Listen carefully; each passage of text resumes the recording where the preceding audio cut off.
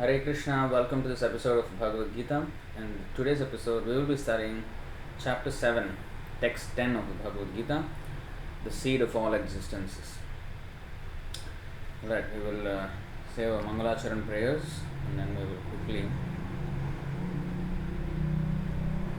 come to this.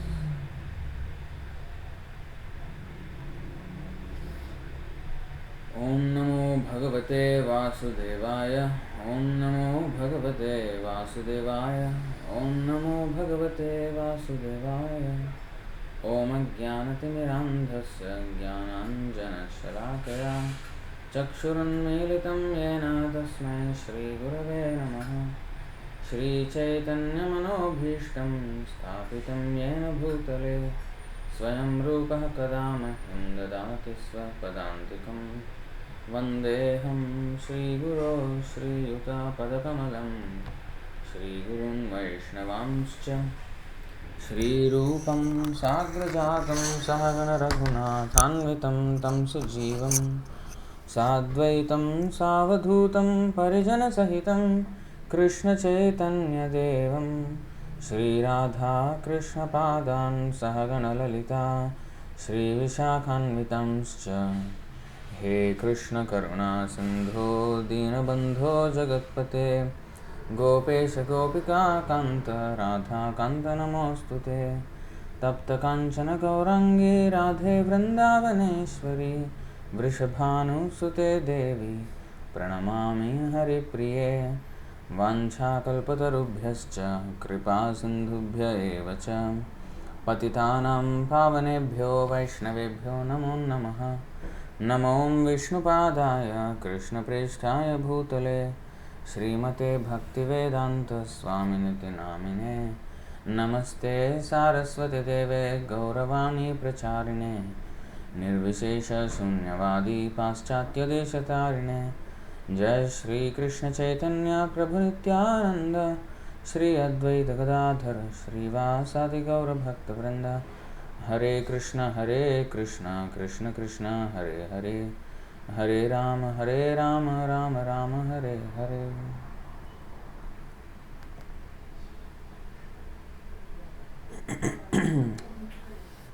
So Bhagavad Gita chapter 7 text 10.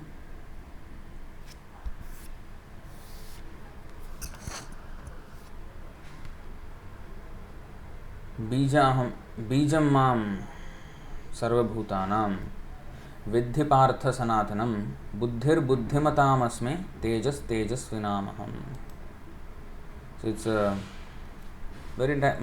many times Sri Prabhupada quoted that first line especially. Bijam mam sarvabhutanam vidhi partha sanatanam buddhir buddhimatamasme tejas tejasvinamaham. Bijam, the seed, mam, me, sarvabhutanam, of all living entities. Vidhi, try to understand. Partha, O son of Pritha. Sanatanam, original, eternal. Buddhi, intelligence. Buddhimatam, of the intelligent. Asmi, I am. Tejaha, the prowess. Tejasvinam, of the powerful. Aham, I am. Just a second here.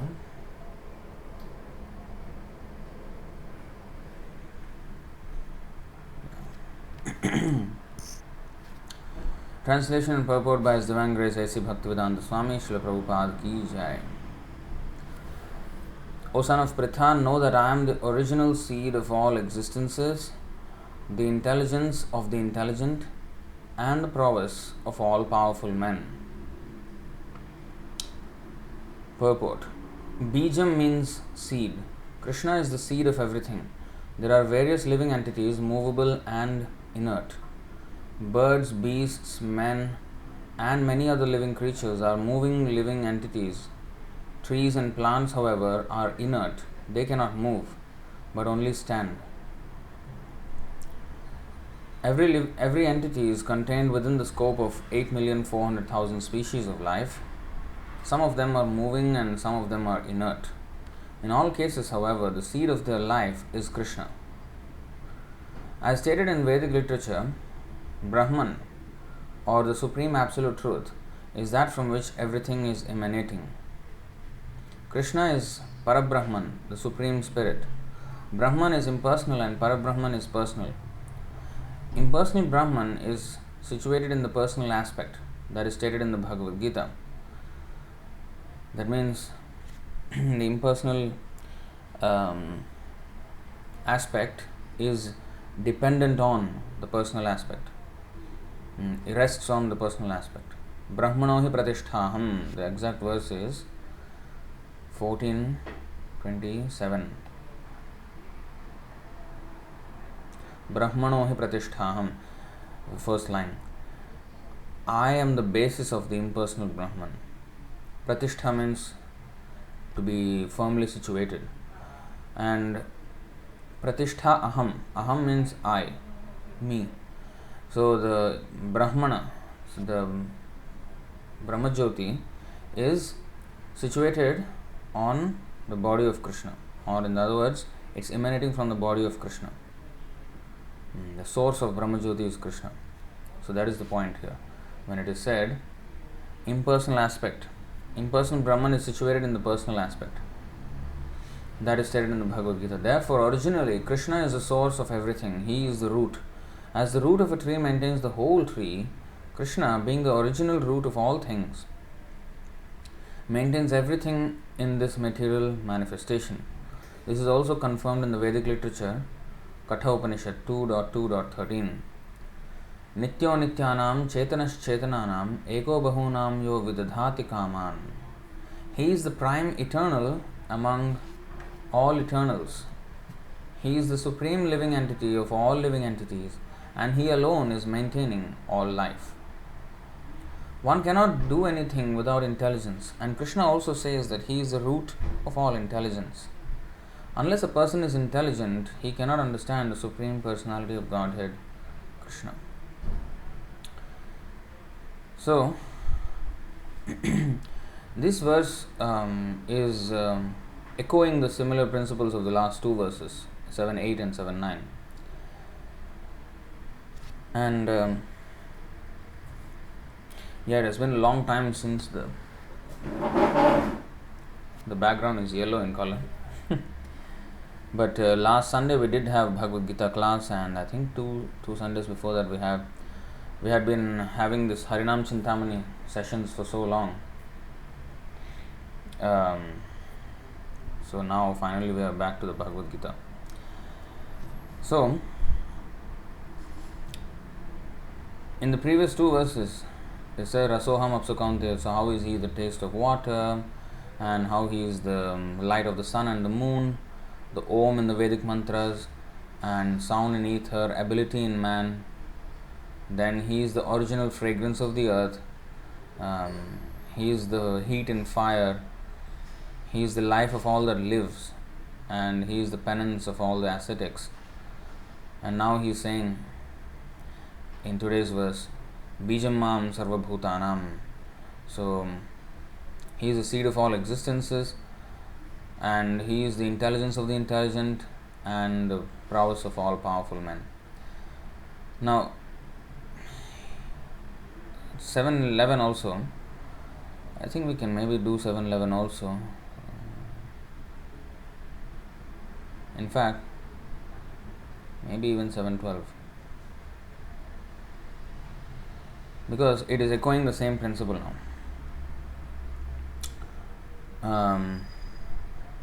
But we can actually talk about 7.10 itself. 7.11 can be a subject on its own.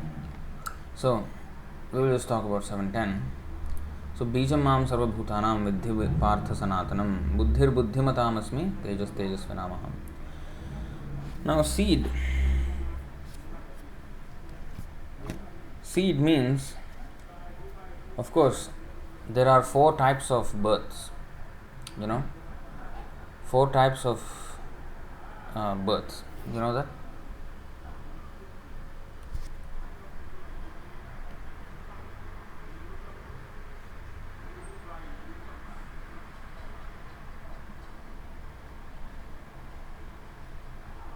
8.5.32. You see, in this cosmic manifestation, there are 4 kinds of living entities. Actually, 4 kinds means 4 types of births. Jarayuja, those born from embryos. Andaja, those born from eggs. Svedaja, those born from perspiration. And Udbhija, those born from seeds. So, Udbhija, Svedaja, Andaja, Jarayuja. So, these 4 types of births are there in this material world. So, Udbhija is a seed, and although this Anda and Sveda and Jarayu are apparently different than seeds, but seed can have a more universal application, the word seed. This is explained in the Pumso Reta Kanashraya. See this 331.1. Although embryo may be the development portion of the child, but unless the seed is given by the man, the embryo cannot develop, or the living entity actually does not enter into the womb of the mother. You see, Shri Bhagavan Vacha Karmanadaiva Netrena Jantur Dehopapattaye Striyah Pravishta Udaram Pumso Retah Kanashrayah. The personality of God had said, under the supervision of the Supreme Lord and according to the result of his work, the living entity, the soul, is made to enter into the womb of a woman through the particle of male semen to assume a particular type of body. So this particle of male semen, Pumso Retah Kana. Pumso Reta Kana. Retah Kana. So this Kana means particle or a drop. Retah means semen. Now this is the seed. Without this, it cannot develop, the embryo. So, although it may come out of the womb, or come out of the egg, or come out of perspiration, but actually, originally everything is coming from a seed. So it's not something different. The womb is only the female part. The egg is again the female part. The sweat, well, actually there are also eggs only, but they come out from the sweat. Just like, what is that? Tandula Vrishchika Nyaya. This logic, Tandula Vrishchika Nyaya. It means the scorpion from the rice logic. The logic of scorpion from the rice.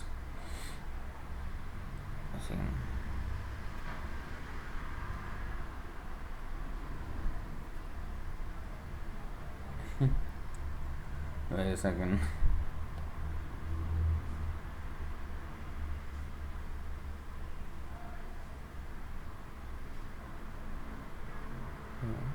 Why it is not coming?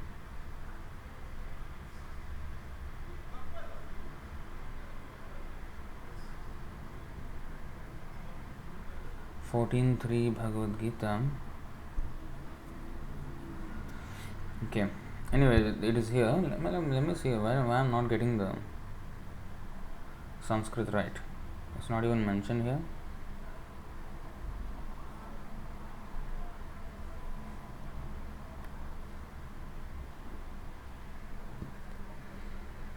Okay. I think the Sanskrit is not mentioned here in Prabhupada's books here. It is mentioned, I think, in his conversations or in other places. Anyway, sometimes, let's say the logic itself. Sometimes foolish people take it for granted that because scorpions are born from heaps of rice, the rice has produced the scorpions. The real fact, however, is that the mother scorpion lays eggs within the rice, and by the proper fermentation of the rice, the eggs give birth to several baby scorpions, which in due course come out. This does not mean that the rice gives birth to the scorpions. Similarly, sometimes bugs are seen to come from dirty beds. This does not mean, however, that the beds give birth to bugs. This is the perspiration part. The dirty beds are because of perspiration. This does not mean, however, that the beds give birth to the bugs.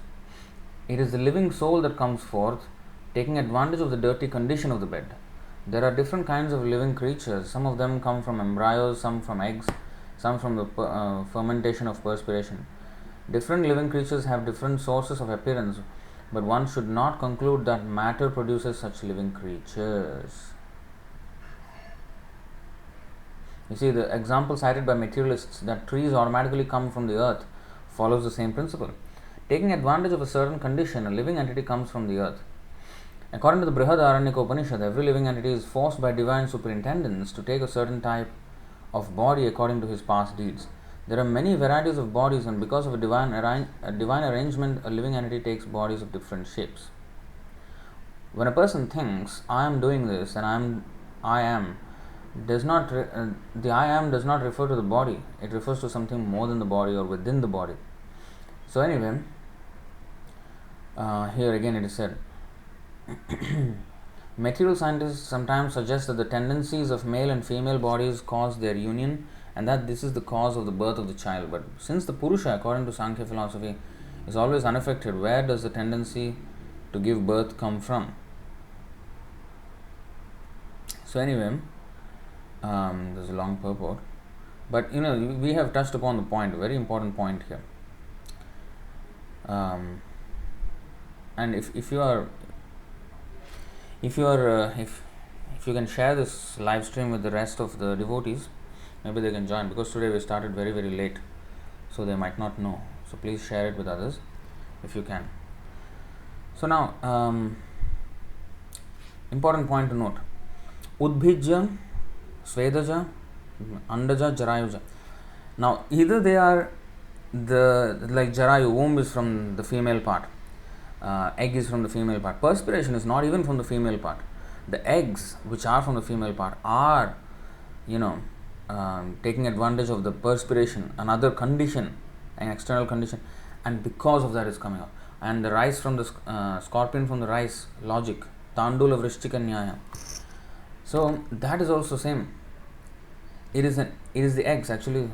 You see this thing in the purport, 14.3 purport. The scorpion lays its egg in piles of rice, and sometimes it is said that the scorpion is born out of rice, but the rice is not the cause of the scorpion. Actually, the eggs were laid by the mother. Similarly, material nature is not the cause of the birth of the living entities. The seed is given by the Supreme Personality of Godhead, and they only seem to come out as products of material nature. So, this is why it is said in the Brahma Samhita by Brahma, Lord Brahma himself, Sarvakarana Karanam, Anadir Adir Govinda. So, he is the cause of everything, and that is called Bija. The original cause of everything is the Bija, like even for the child, even for the person to come out. Now, yes, definitely the womb of the mother is a facility where the body is, growing and comes to a stage where it can come out. Before he comes out, when he's in the, when the body needs to develop. So that is happening within the mother's womb, definitely. But without the seed or the semen coming from the father, it cannot impregnate the mother. So only when the soul goes inside the womb of the mother, it can develop. And this is a very important thing to note. Abortion, people think it is, pro-choice, the women should have the freedom to choose whether they want to have. It's not a choice. They can choose, they can choose to abort, but there are consequences. Now, according to state law, they may be given a clean chit. Oh, nothing will happen, finish. Women have given freedom. We have given freedom to women. They may pass a law, but unfortunately, the laws of nature are not passed by legislations, but by the Supreme Personality of Godhead, Krishna. So, when the facility is given for the child to develop a body within the womb, if somebody interrupts that natural progress of events, he is committing violence and he will be punished. Not just lightly, very, very severely. That is actually it constitutes murder. But the scientific community, they actually, if you go by science, it is very clear that unless is impregnated by the man, the woman's ovaries, they cannot. The what is that? The egg, it does not fertilize. Just like soil is there, but unless there is a seed, there won't be a tree coming out from the soil. It's not that the soil is the cause of the plant coming out. Soil is the facility wherein the plant develops. But the seed has to be there. So, there is always the immediate cause, nimitta, and the karana. Nimitta means the instrument, or the instrument, or the immediate cause. The remote cause of everything. You have to understand that. It's like the potter. Many times this example is given. The potter, he makes use of his tools, the potter wheel and then the ingredients, which are the clay and the water, and he makes use of the sun to bake those clay pots. Or he may use a kiln, K-I-L-N. I think it's pronounced as kin, or I think kin, if not kiln. I think the L is silent. Anyway, so in that, the pot is baked. So fire, water and earth are mixed together, and by the direction of the potter, the pot is produced, and of course the potter's wheel. Now those seem to be the immediate causes of the pot, the potter's wheel or the clay or all these things. But ultimately the remote cause is the potter himself, who has gathered all these things, who has got the idea first of all, and then he has made use of the tools and brought it into manifestation. So, remote cause, we have to understand that. Like many people, for many people, including myself, many of the things that are produced in far away agricultural lands are just available in so-called convenience stores. For our convenience, cabbage is found in the grocery shop. But grocery shop is not the cause for the cabbage or the source of the cabbage. The remote cause, we all know, supply chain management. So where the supply is actually coming from, the chain. So sarva karana karanam is all coming from some agricultural lands. So in this way, if we understand a little closely, if we observe, then we will not come to the stupid conclusion like the scientists have, that this material nature is the cause. Oh, nature. What is nature? Nature is just this, like the soil or the womb or the egg. But if it's not fertilized by the seed, nothing comes out. So we have to understand this point very, very clearly. Bijam mam sarvabhutanam viddhi partha sanatanam. So bijam, seed of all existences. In fact, everything starts. In fact, let's go to the verse of the 9 stages of development.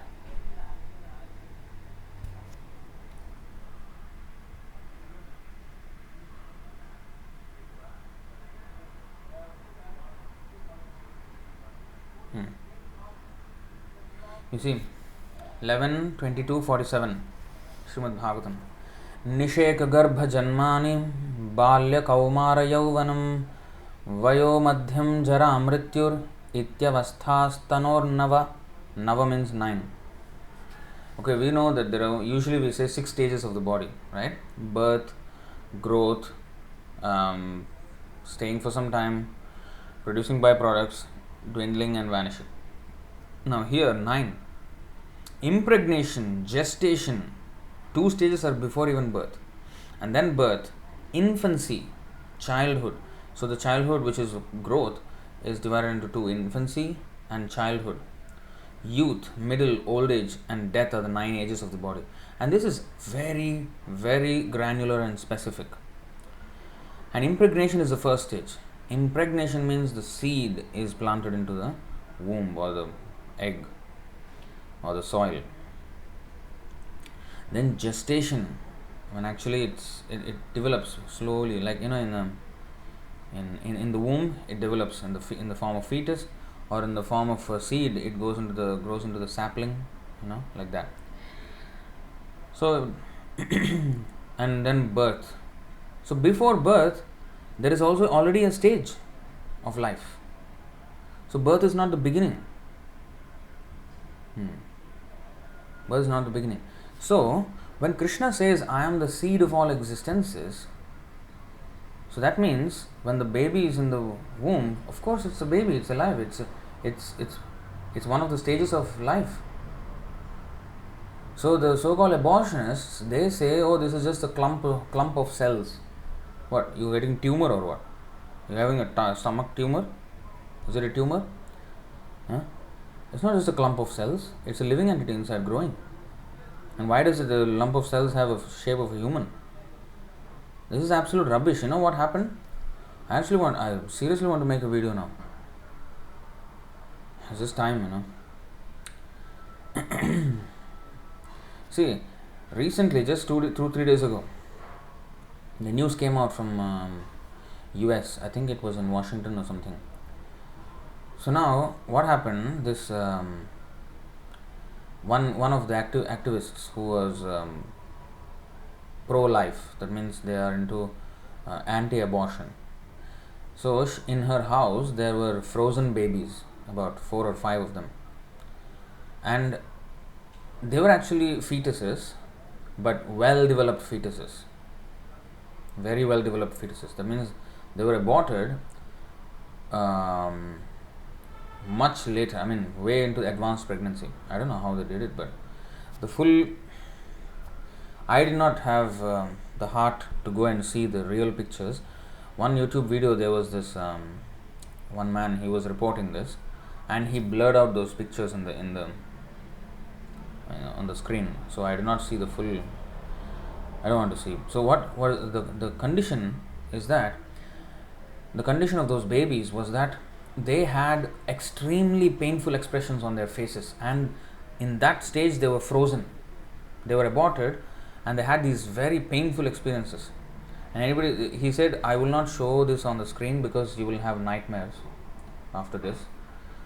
And they had these horrific faces, and they were fully people.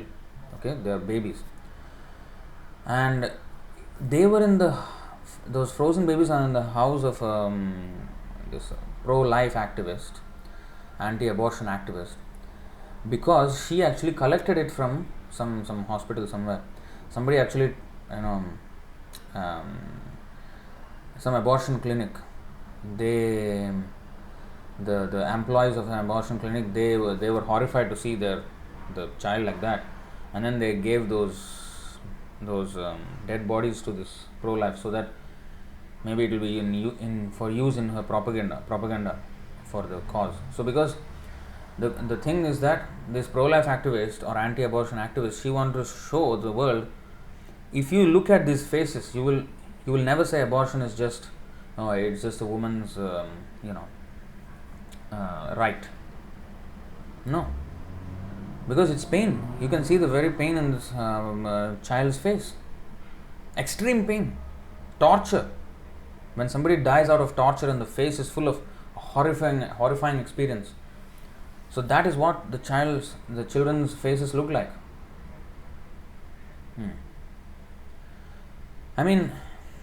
For rascals, maybe that will be the wake-up call. But for intelligent people, we have to wake up from Shastra. Here it is said impregnation, gestation. So when the seed is given, that is itself the start of life. So those who are abortionists, they are rejecting that seed. They are rejecting God. Only atheists therefore commit this kind of activity of abortion. You see? So the symptom of life, we don't even know what is life. And I mean, last year there was one reporter also who spoke about abortion. Oh, abortion, a woman should be given the choice to abort. Yeah, they can be given the choice to go to hell. So, this thing is very, very dangerous. Very, very dangerous what we're playing with. So, with so-called technology, this is what they do. So again, she was also of the same thing. Oh, all into abortion, all into abortion. What nonsense is this? So, since Krishna is the seed of all existences, to reject that life is actually starting at the point of seed, and the seed is nothing but a soul impregnated. The soul is there, impregnated. So this is, if you see, that's why abortion is coming from this root cause of atheism, where they deny the seed. And if you see the scientific theory of creation, something exploded, and then again they are rejecting the seed, the source of that. There is intelligence. Today's verse, I am the intelligence of the intelligent. Now, beyond this cosmos, there is no intelligence. So, to deny that, this is all atheism. Our modern culture is based on atheism. Modern so-called civilization is based on atheism. They are rejecting the seed in every single manifestation that they see in front of them. They deny the cause of everything. Even that's why this word is Sarvakarana Karana is very important. If we don't understand that, then our viewpoint will be very, very skewed. That's why the law of karma, for example, action and reaction. So the sinful reactions of our actions will take place. And because people don't see this, they don't really understand. They think people have suffered without justice. Like recently there was this Kashmir Files, there was this movie. They showed the suffering of Kashmiri Pandits in 1991.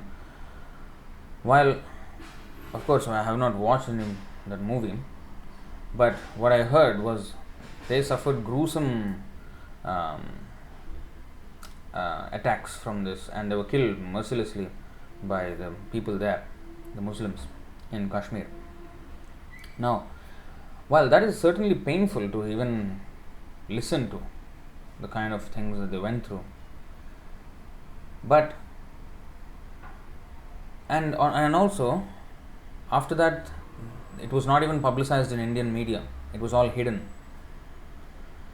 Now, whether it's hidden or not, or whatever it is, the pain that one goes through, do you think ultimately that the Lord is not in control? If we say that, yes, maybe even the aborted babies, the Lord is under control, because otherwise why it is happening? The Lord allowed it to happen. Yes. But who are the souls who will face that kind of abortion? Who are the souls who go into the mother's womb and be killed by their own protector? Those who did it themselves before. Now, it is certainly horrific to see the baby dying like that. We will always sympathize with the baby. But, well, that is wrong. Of course, we want to show it is wrong. We want to say it is wrong. But the person who kills it will certainly get the sin of killing a baby. But the baby got that because he himself was a killer, or she, or whatever. They were killer. I'll tell you an example, an incident. I think I mentioned this before. Sundagopal Prabhu, he mentioned this to me many times. In the class also he mentioned many times in the past. He had not a friend, but a person who used to come to the temple way back, I think about 30 years ago. This is a story 30 years back. So there used to come this man who was a doctor, and he was a gynecologist, and he gave a donation to the temple. He used to visit the temple. Previously, in Prabhupada's time, there was a gynecologist who came to the temple, and he gave a donation. When Prabhupada found out he was a gynecologist, he just did not even touch the money. He asked the disciple to put the money in the donation box immediately, because it's full of sin. Rudhira pradigdhan. It is full of blood of the children. Of course, it's not physically, literally soaked in blood, but tainted. The whole money is earned from killing children. Gynecologists, of course, they have other things to do, but also one of the... I'm sorry about that. There is some kind of a construction work going on, drilling. So I'm sorry if that noise is interrupting. So this is the thing. He was so the money is tainted with blood. And similarly, when Sundagopal Prabhu was preaching 30 years back, then there was this gynecologist, and he used to come, and Prabhu used to preach to him many times. Don't do this, this is very, very sinful what you're doing. He said, what do I do? There's many people come like this, it's part of my practice, I can't say no. Prabhu said, you better find something else. This is very, very sinful, what you're doing. And he showed him all the Shastra. But that guy was still, not so convinced, or, he was just like, okay, what to do, this is just business. Like many people think, oh, I'm a vegetarian. Like I know one guy, one person here, he is a vegetarian. He doesn't want to kill animals. But he has a butcher shop. He sells meat. He's a butcher. He even cuts the meat, I have seen. I've told him many times, don't do this. This is very, very sinful. But still he continues. So they think that okay, it's part of business. As long as I don't eat, that's fine. Then why are you allowing others to eat? As long as we are in Manu Samhita, there are mentioned 8 people who are involved in the killing are all implicated. The killer, the transporter, the storage, the actual the cook, the chef, and the eating, and the person who serves the food. Everybody is implicated in that kill. So anyway, this abortionist, this gynecologist, one day what happened, he was having an affair with the nurse in his clinic. He was the doctor and he was having some affair with the nurse. And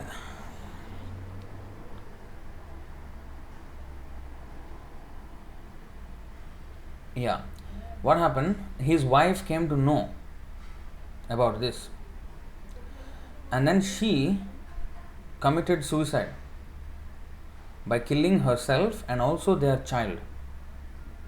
She killed her child and killed herself when she found out that he was having this affair and all this. Now he was distraught, and he was still doing the practice. Then what happened? The wife's family members or somebody, they hired somebody, and that man was murdered. The doctor was murdered. You know how he was murdered? His stomach was slit open and all the intestines just came out, and then he died like that. Now his job,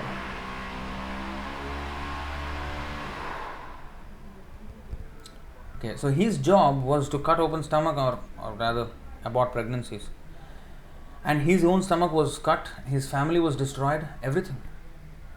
And that's not going to be the end. Many people think, oh, he suffered his karma. Not yet. That was just the beginning. That was just like the seed of his hellish life. Since the topic is about seeds. I don't know why they chose this time to do this kind of work. Usually it's not supposed to be done at this time. After 5 p.m. you're not supposed to do this work in Singapore, at least the laws are like that. Anyway, So anyway, we will continue what to do. So you see, that is just the beginning. How many times he has killed, and that many times he has to take birth, or rather go to the womb of a mother and then be killed in the womb before he sees the light of day. You see? So these kind of things happen. And therefore, this abortion is very, very extremely sinful. People do not know the laws of karma. They reject all of this. Oh, I'm sorry, I think it's kind of lagging, I think now. The computer, I can see, I don't know why, it's just under pressure. So, anyway, I can't do much about it. So, Bijam Mam Sarva Bhutanam. You see, in Bhagavad Gita itself, if you see 16th chapter, 8th verse, Asatyam pratishtham te jagadahuranishwaram aparaspara sambhutam kimanyat kamahetukam. They say that this world is unreal with no foundation. Apratishtham. Pratishtha means foundation, or firmly establishing on something. So that foundation is not there. They think. No God in control. They say it is produced of sex desire and has no cause other than lust. But they can't explain, of course, what is that lust and how it is actually producing. Of course, they know that, when a person has sex, then that's how the child is produced. But still, they choose to. Oh, okay. Construction noise is not as big. Okay. Usually it's loud. Okay, so good to know. So, usually the what was I saying? Yeah, I lost the train of thought there. So they say that there is no God in control. They say it is produced of sex. Yeah, they know it is sex that produces child, but they choose to conveniently ignore that when the child is actually there in the womb, it is actually a child. And yes, coming back to this US case, you know what happened? The worst thing is not even that these babies were frozen and they were actually stored by this anti-abortion activist to do the propaganda and show people. Do you think this is just some lump of cells, or is it a person? Look at that horrifying experience on this child's face that is frozen in time. So that's what her agenda was. But you know what happened? The worst thing is not even that they aborted at that advanced stage. Even if it's in the preliminary stage, whatever, abortion is abortion. Now, the thing is, the police, the statement of the police inspector in the press conference, you know what he said? The babies which were aborted, those were done according to the US laws, so that's not a crime. Although even according to US laws, I think there is a time period, I think 5 weeks or something, or 3 weeks before which you can abort. After that, I don't know how many weeks. I may be wrong. So after some weeks, if you abort, that is considered against the law. Now, what is the basis of that law? Why is that many weeks? There is no scientific fact. It's not based on scientific. It's just arbitrary number. That's some number of weeks, and the soul is the person is deemed to be alive after those number of weeks, and before that it's just a lump of cells, some tumor growing inside your body, some cancer. But still, the cancer is good because baby is coming out later. So what are you talking about? So anyway, they were looking at their features. It's a very advanced stage of pregnancy. So certainly, even according to the so-called demoniac law, absolutely rascaldom law, it is even against that law. But the policeman said, it's all according to law. So that's not a crime. But so he said, we found those items. The policeman said, we found those items in the person's house, as if it's some like a phone item. It's just an item. But, so because it's an item, the person who aborted it, he doesn't get anything. But because the dead bodies were found in the house of this anti-abortion activist, the anti-abortion activist is accused of some misconduct because there are dead bodies in the house. Now it became dead bodies. When the anti-abortion activist is to be charged. But for the abortionist who actually did the abortion, whoever lady did the abortion, it is just an item. The same thing. You look at this nonsense that is going on. Look at this nonsense. Conveniently saying an item at one point, just to, and then here it is dead body, dead fetus. Fetus is what? It's just a baby, developing baby. Just give it another name so that it doesn't give the same feel of a baby being killed. If the fetus is aborted, okay, that is not the baby being killed. But basically it's infanticide, killing the child. It's no different than that. And this is based on the fact that they reject the seed. How is the birth the beginning of the life of a person?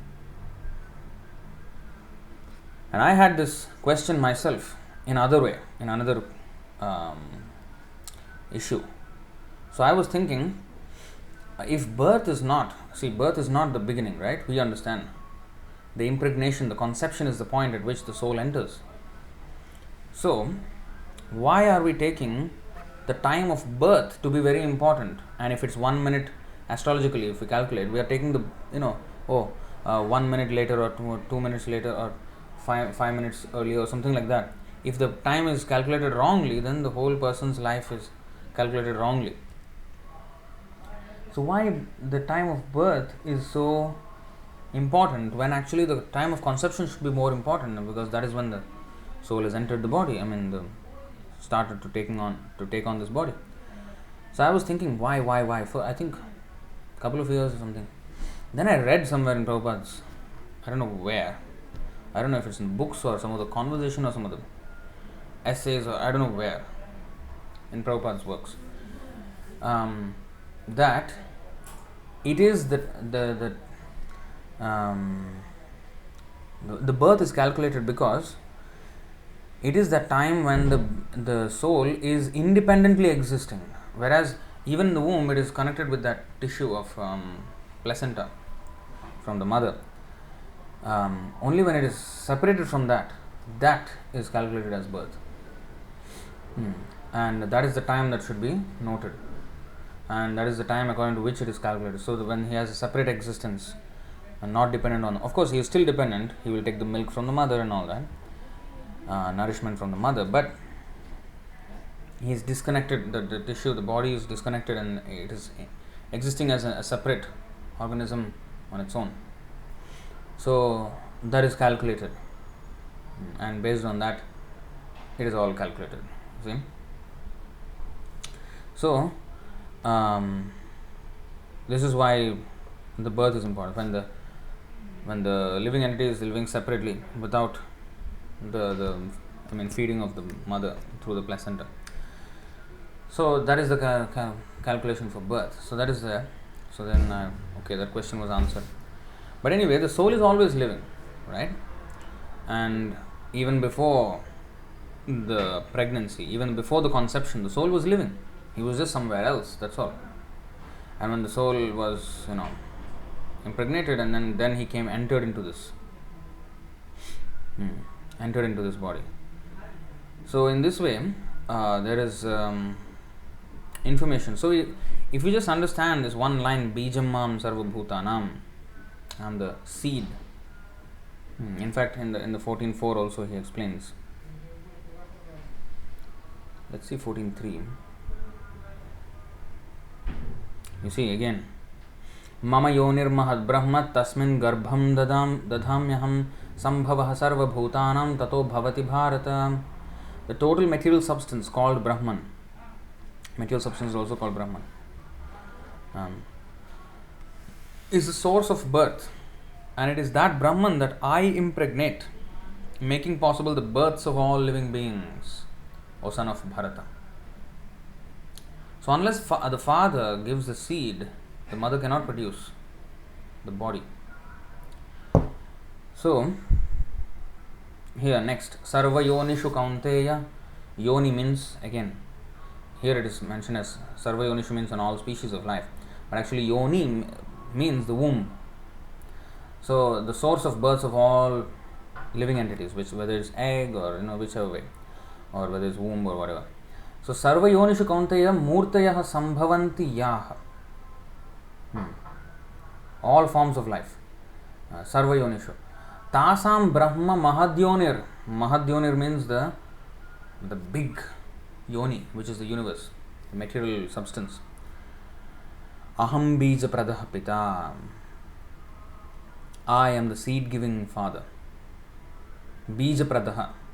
So this is Pumso Retah Kanashrayah in the 331.1 that we saw in the beginning of this class, when the seed or the particle of semen enters into the womb of the female, and that's when birth starts. The living entity enters there. Now that Pumso Retah Kanashrayah, the semen is never not the cause of the birth. The living entity is situated within the semen of the man. They are not produced out of something in the man's body. The souls are not produced in the man's body, but the souls enter the semen and go into the womb of the mother, the female, and the seed giving father. So the father is not a repository of seeds. It's not that the father is having all kinds of souls inside his body waiting. No, when the semen is released, then the soul takes shelter. Kana Ashrayaha. If you see the word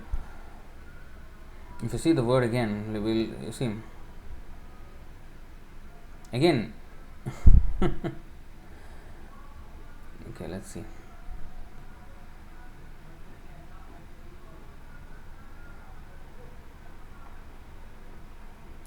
You see, Striya Pravishta Udram Pumso Retah Kana Ashrayaha. Ashraya means dwelling in or taking shelter of the semen, particle of semen.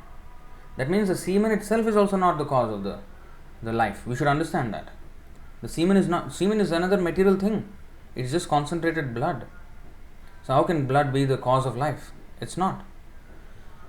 But Ashrayaha, the soul is within that. The living entity is made to enter into the womb of the woman through the particle of male semen. So at that opportune moment, the soul is made to enter.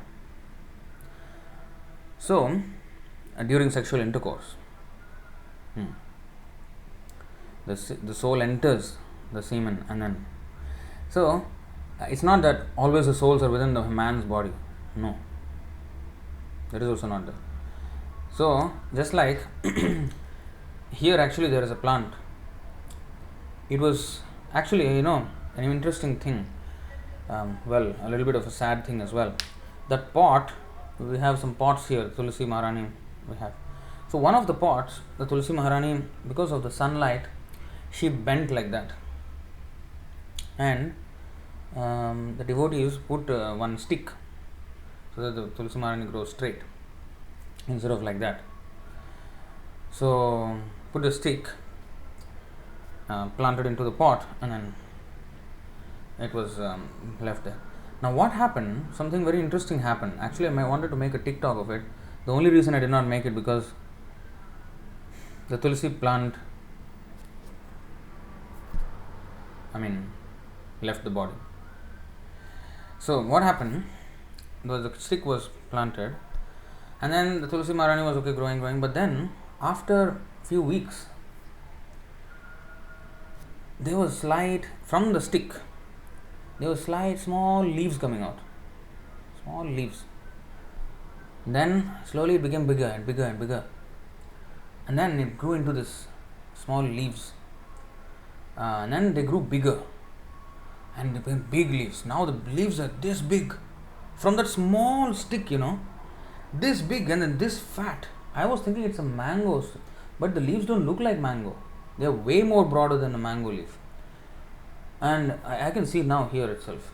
So, and they grew so much, and eventually they outgrew the tulsi plant. Before the tulsi plant could, transplant it into another place, it was already gone. So, I was just wondering, wow, that did not come out of a seed, that came out of a stick, just like that. So, the seed, the soul was made to enter. I was just thinking of the dynamics of what is the logistics here.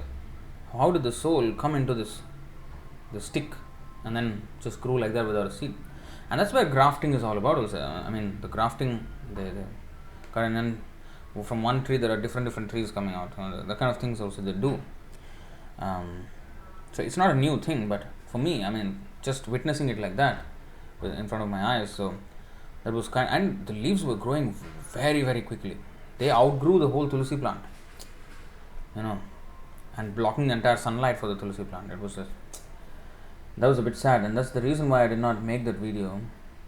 But it was very fascinating to see that how the tree came out, the plant came out of just a stick. So the branch from wherever this tree was, this branch was taken out or whatever, that had the potency for life. So I was just thinking, what is the logistics here? So the soul enters at an opportune moment. So this question was asked by one of the disciples to Prabhupada. When a centipede is cut, it becomes two centipedes walking in two different directions. That can happen. So I was just like, what? So Prabhupada disciples, they asked him, what about this? How does this happen?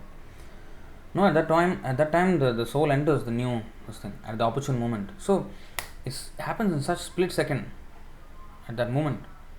So we can't even understand. We can't even understand, how the soul is entering at that point, just when it's cut and then the soul enters. Wow. I mean, how fast Krishna's logistics is, like no delay, it's just cut and then, it just happens. So fast. And when the sexual intercourse, how long it even lasts, the soul enters. And not just one soul, many souls enter. Many millions of souls. And one soul makes it. So anyway,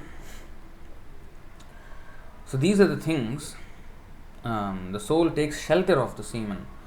So even the semen is not the cause.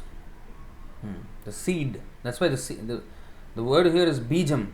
He did not say retam or retaha. Reto mam sarva bhutanam. No. He did not say I am the semen of all the living entities. No. Bijam. Bijam means nothing but the soul. The seed is actually the soul. The soul goes into the womb, and that is when the whole, the body develops.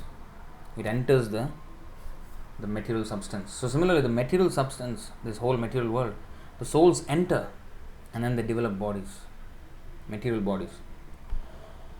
So the remote cause, and you see, the father impregnates the mother, and the child comes out, and then the father is having his own independent existence. So similarly, the Supreme Lord does not transform himself into the children. He gives a seed, and then the children will just grow from there. And that's one thing. So they are separate living entities, you see.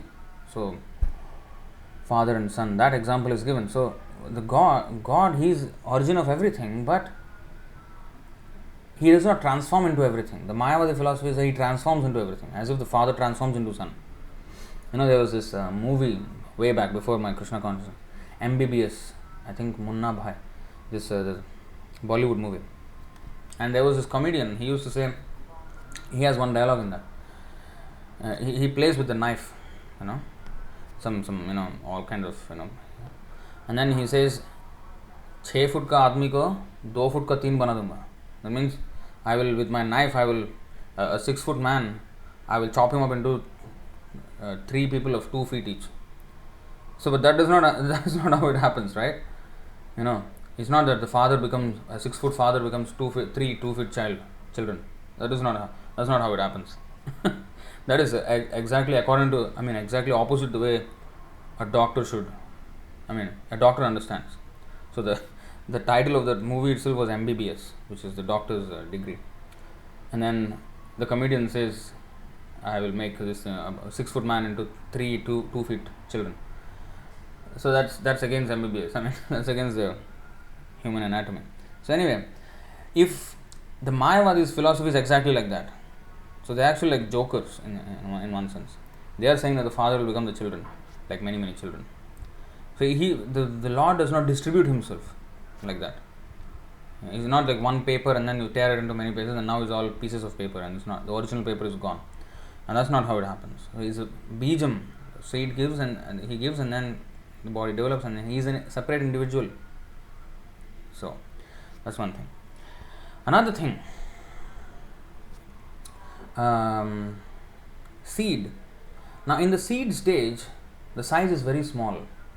Whether it's the human body, whether it's the plant, whether it's anything. In the seed stage, it is very small.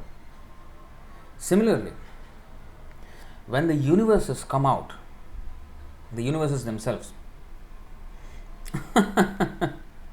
Vrajagiri Prabhu is saying he was probably a centipede in his previous life. That comedian. Yeah. 10 centimeters centipede if you cut up into 2 and then you'll have 2 5 centimeter centipedes. Yeah, maybe it was a centipede. But again, it looks like it transformed. Actually, it's not transformation. It is totally 2 different centipedes. So anyway, it's interesting to know. So the other thing now is at the seed stage, the size is very small, and then we become big, and then we eventually dwindle and vanish. Vanish means out of our material sight, but the soul lives on, we all know. Now the body, the development of the body, that's what I'm saying. Now, it's interesting to note that even the universe comes like that. When we say the universes come out of the pores of the Mahavishnu, they don't actually come out these big universes. Do you know that? They come out small, like those seeds. And then they expand. But of course, even the small is quite big. Now, I think it is mentioned in the Bhagavatam. Let me see if I can take it out. It's called, his name is Hiranyakarwa, and sometimes even Garbhodakashayi is known as, or Kshirodakashayi Vishnu is also known as Hiranyakarwa.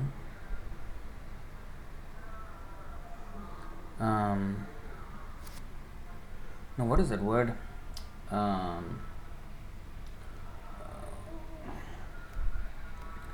This is somewhere in the third canto, if I'm not wrong.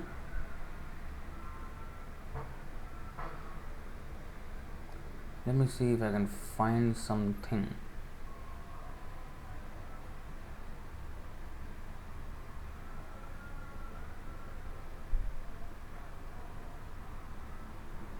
We find the conception of 3, the gross Virat form, the subtle Hiranyagarbha, and the material creative force, Brahma. Now, this Hiranyagarbha is something interesting to note.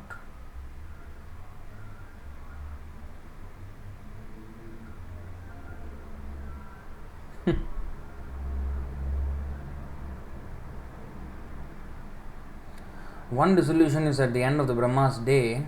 Worshippers of the Hiranyagarbha expansion of the personality of Godhead remain within this material world until the end of 2 parardhas, when Lord Brahma also dies. One parardha is 1/2 of Brahma's life. We are in the Dvitiya parardha, we are in the second half of Brahma's life, and we're in the beginning of the second half actually. But here it is said they stay for the entire duration of Brahma's life in the Brahmaloka somewhere, and then they go back. One dissolution is at the end of Brahma's day, and one is at the end of Brahma's life. Brahma dies at the end of 2 parardhas, at which time the entire material universe is dissolved. Persons who are worshippers of Hiranyagarbha, the plenary expansion of the Supreme Personality of Godhead, Garbhodakashayi Vishnu, do not directly approach the Supreme Personality of Godhead in Vaikuntha. They remain within this universe on Satyaloka or other higher planets until the end of life of Brahma. Then with Brahma they are elevated to the spiritual kingdom. Now again, this is not the exact thing that I want to show really. I want to show that when the universes came out, let me see if I can find in the chapter, creation of the universal form, manifestation, divisions of the creation, appearance of Lord Varaha. Well, creation of the universal form,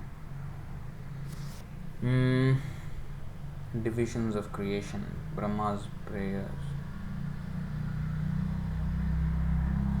Now I need to find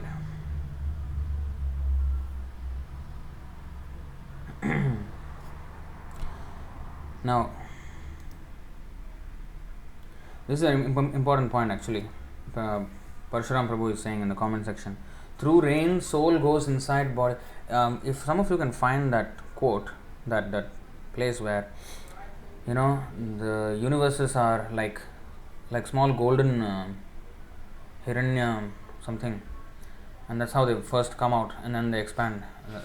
It's mentioned on those lines, something like that. So if you can find out, please do so. And Parshuram Prabhu is saying, through rain soul goes inside body through food, but cooked food also has existence of soul. Okay, now this is an interesting point, because a while ago I said the souls are not in the man's body or something like that, or the man is not creating some soul. So actually a little correction should be made there, because the way I expressed it was slightly different. The soul actually, this is there. I will show you this verse. I will show you in the Bhagavad Gita purport, and also in the Bhagavatam it is mentioned. Now this is true. Okay, let's actually go there. If you take Bhagavad Gita chapter 8 text 3, in the purport you will find something interesting. Action pertaining to the development of the material bodies of a living entity is called karma, or fruitive activities.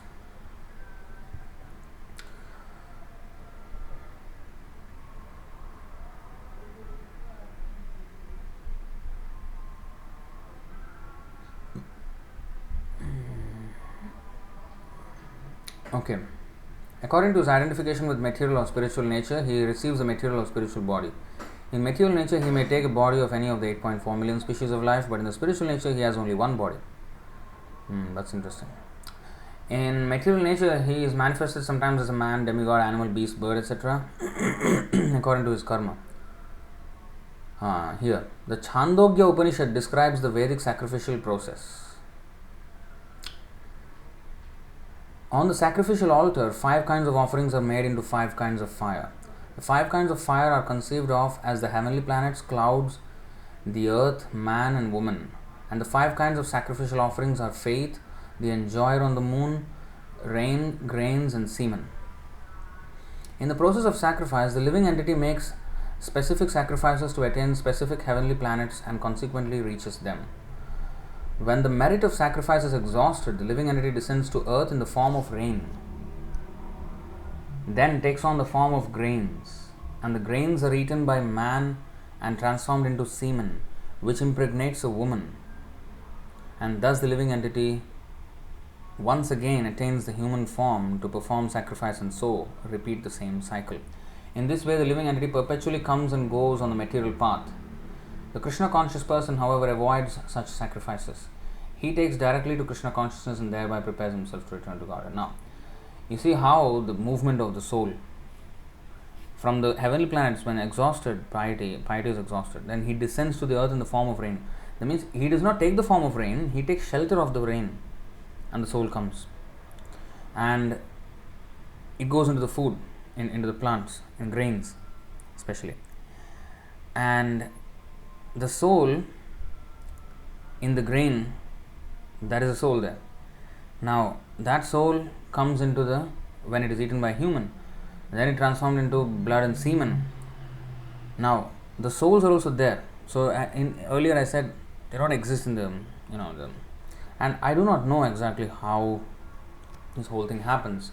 We are given this description here, but again, how the soul stays on in the bloodstream, and then goes into this. So because semen is nothing but concentrated blood, the blood develops into more and more thicker and essential forms, like I think chyle, and then goes to bone marrow, and then finally semen or something like that. I think seven things are there in the body.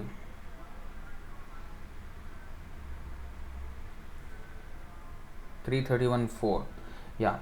You see, Chaturbir Dhatava Sapta Panchabhikshutrid Udbhavaha Shadbhir Jarayuna Vitaha Kukshav Brahmyati Dakshine. Within 4 months from the date of conception within the womb, the 7 essential ingredients of the body named chyle, blood, flesh, fat, bone marrow and semen come into existence. I mean, semen also comes into existence at this point. So now, so it has to come into blood, and then eventually, flesh, fat, bone marrow and semen. So, I do not know. So when the food is eaten up, digestive system works, and then the stool comes out, and then the rest of the thing is absorbed into the nutrients are absorbed into the body, and then we get strength. But what happens to the soul from the grains when we eat? Where exactly the souls reside before they turn into semen? Because they don't immediately turn into semen. So we don't know the full mechanics. So I can't really comment when I do not know that much. So anyway, even when in the semen itself, the soul only takes shelter, and it's not exactly that the man is the creator of souls. No, that's also not a fact. And even Krishna, he does not create souls. If you see, he does not create souls. The souls are already there eternally. Mamaivamsho jivaloke jivabhuta sanatana. Already there. Eternally they are there. We are eternal. So, of course, he is our source of existence. But it's not that at a particular point in time we were born. We were eternal. It's difficult to understand this. How can he be our source when we are eternal? Well, because he is eternal, we are eternal, but still he is our source. So this is very achintya, inconceivable to our material brain, because for us, a father means he exists before the son, and that's our understanding. Time separates the beginning of the existence of the father and the beginning of the existence of the son. There is a separation in time, but there is no separation in time between this Krishna, who is our supreme father, and we, the children. There is no separation in time. We are all eternal. How is that possible? Well, it is possible with Krishna. Because our life has no independence from Krishna. Even though we are eternal, it's not that we just existed out of nowhere and without any support. It's always our existence is based on his support system. So, Jivabhuta Sanatanaha. So he also does not create souls. He just impregnates them. They are coming from wherever, those different places, different life forms that they took before this. And according to their karma, they take birth. And it is not that, he himself, Krishna himself governs also all their different movements. Now, for example, in this world, a father may give the seed and then the mother produces, but the father does not know where the soul was before that. But in Krishna's case, it's different. He knows the individual movements of every single soul in existence, and which is the number of which are infinite, both in the material and spiritual world. He knows the individual lives with every single detail of every single soul. We don't even have, we forget many things about ourselves. We hardly remember. We just remember like 1/1,000,000th or 1/1,000,000,000th or 1/1,000,000,000th of the memory of our entire, life. Pramod Pandey, which is Parshuram Prabhu. Change your name now in the Facebook, Pramod Pandey and all this. So at times plants can be seen growing from stones. Yes. So Sarvaga. What is that? Achedyoyam adahyoyam akledyo asoshya evacha nityah sarvagata sthanor. Sarvagata sthanor means Everywhere the living entity is there. But it does not come from stone. Again, the seed must be there. Otherwise, there will be no. Just like rice scorpion from the rice logic. So anyway, so we are all eternal. So we are all impregnated into the womb of this material world, and therefore Brahma also says. And another interesting thing is that woman when a man impregnates a woman, the woman is another person separate from the man. She's just dependent on the man for the children and maybe for protection and all this in a marriage. But he is not the husband is not the source for the wife. Right? He's not the source of the wife. But in Krishna's case, the material nature, which is the mother, he is the source of her also. That's the thing in Krishna. He is the source of everything. He is just letting his different energies interact with themselves based on the wishes and whims of these living entities. They are also his energy. Material nature is also energy, and then he is making them to interact with each other. What was I going to show? Yeah, 917, sorry. Pitahamasya jagato mata dhata pitamaha vedyam pavitram omkara riksama yajurevacha. I am the father of this universe, the mother, the support, and the grandsire. I am everything. Now, this is quite abominable in human sexual relationships. If the father is the grandfather of a child, that's very abominable. You understand this? If the father is the grandfather of the child, it's abominable. That means what? Incest. When a father impregnates his wife, then the daughter is born, and if the father impregnates the daughter, then if she gives birth to a child, that is incest.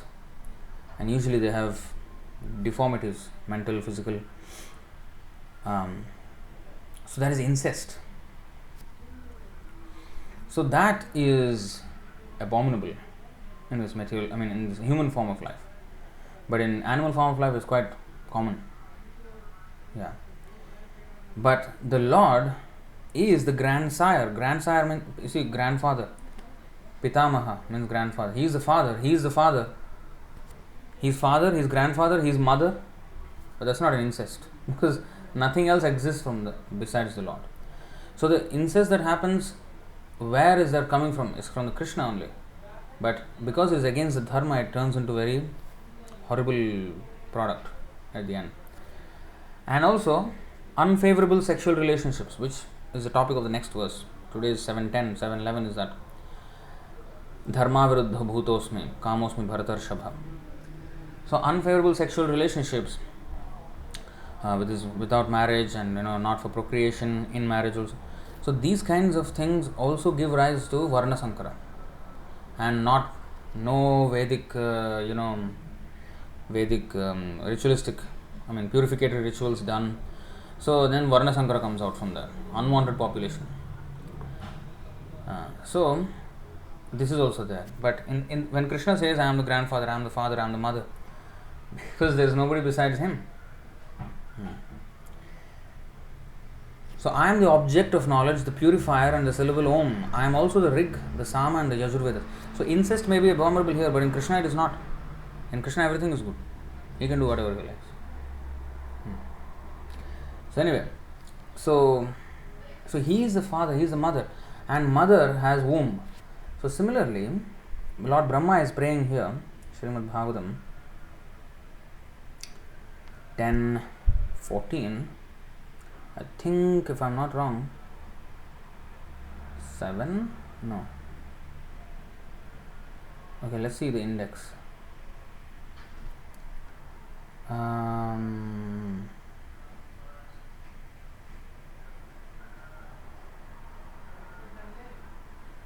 I think 12, if I'm not wrong.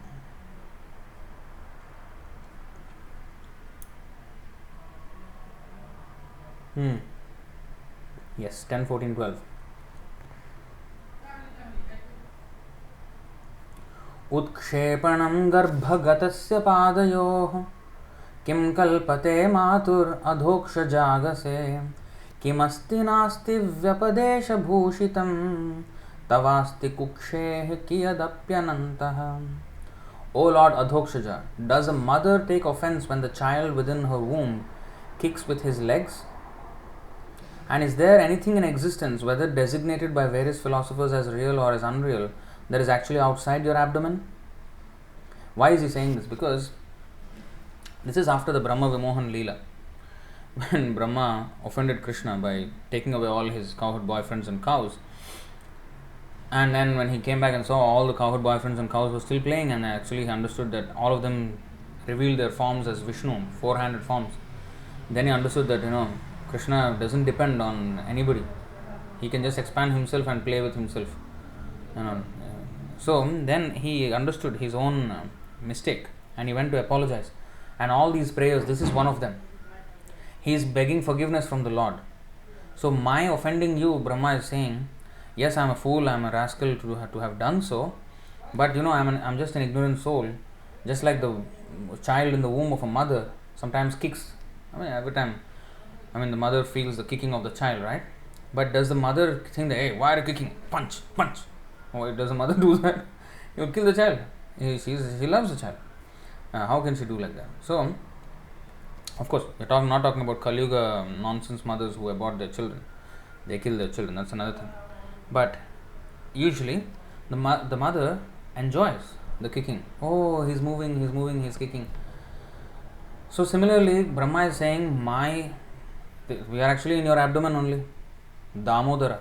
Inside the mouth of Krishna, what did Yashoda see? The entire universe, all the living entities and everything within his dama or his belly or within the mouth and within his body basically. So if a child kicks, would you take it seriously? So similarly, please consider my offense like a child kicking within the womb, and everything is within the womb. And whether the philosophers say real or unreal, where is that thing that is actually outside your abdomen? So in that way, he's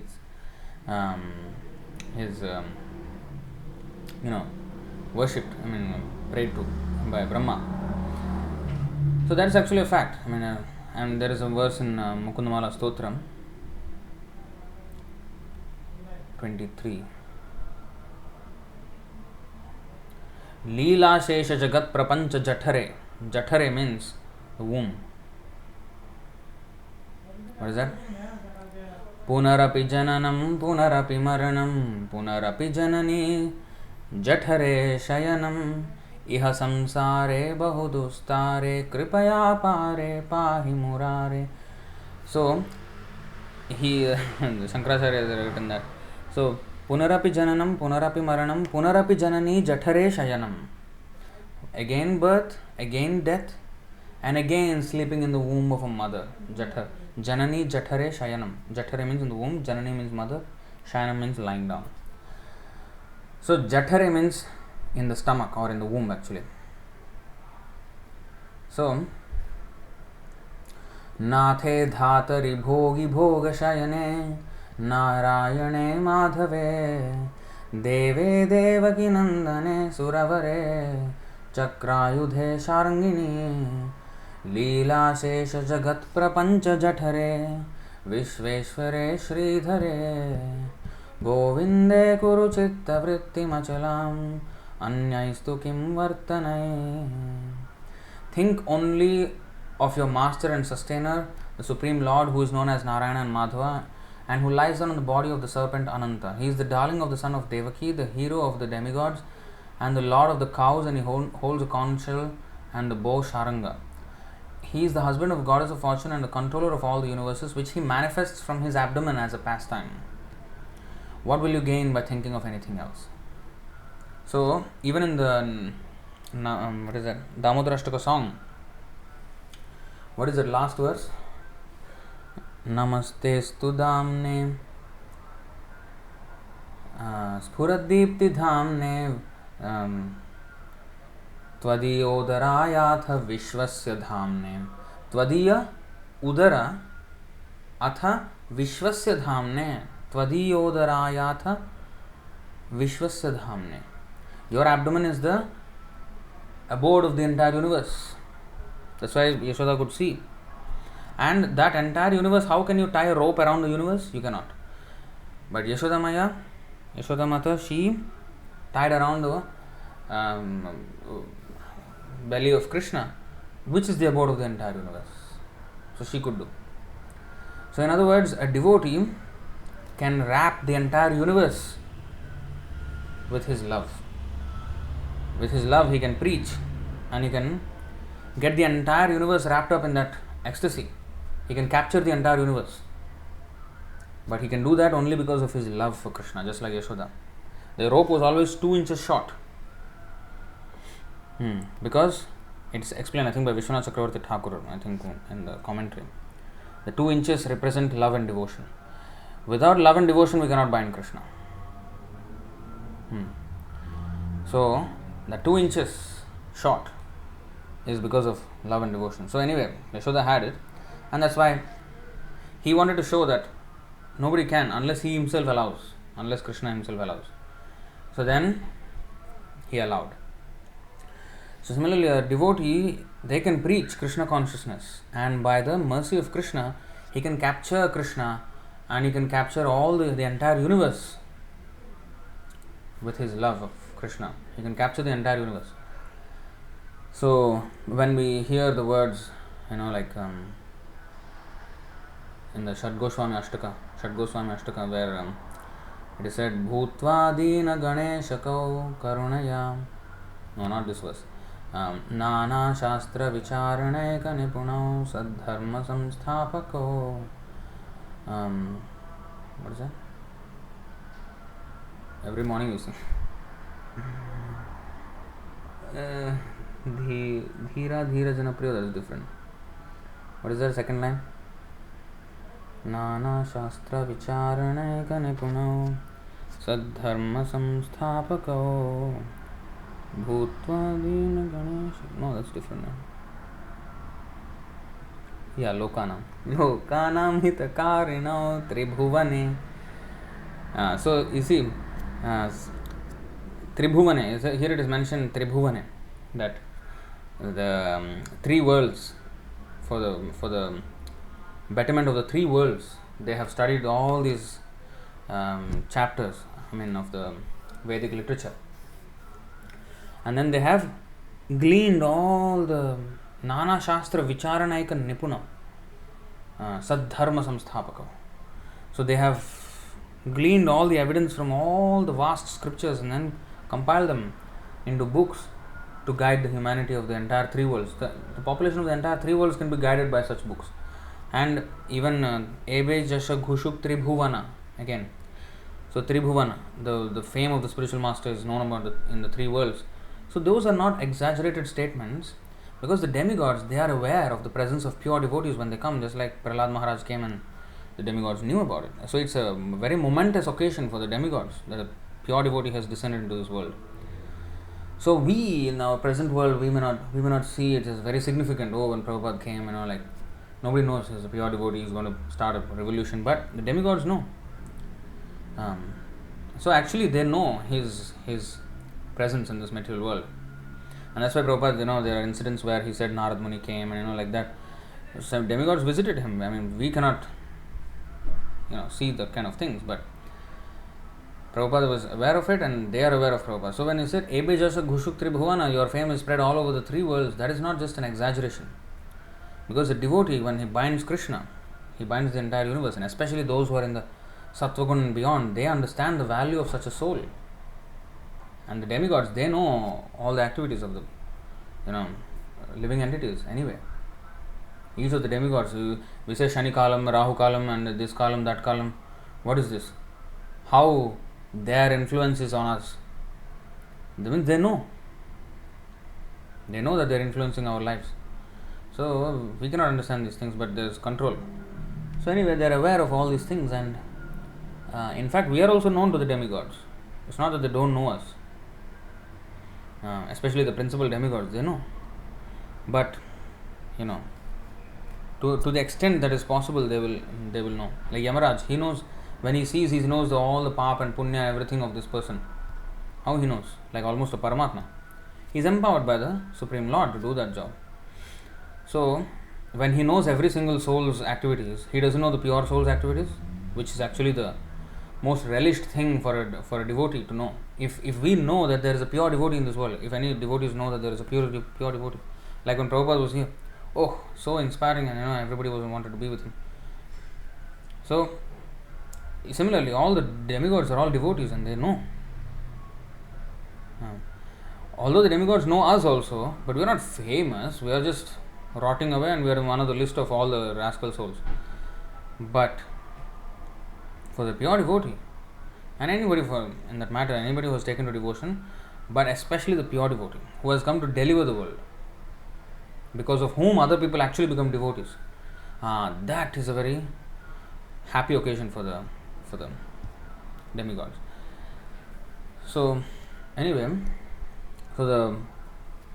he is the womb also. So anyway, that's what I wanted to show, that he is the Mata, he is the Pita, he is the Pitamaha.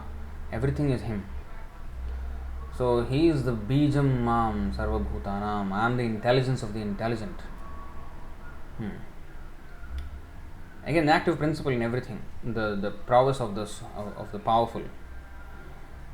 If anybody has extensive power, politically or influentially, whatever it is, we have to understand that Krishna has awarded that power to that person.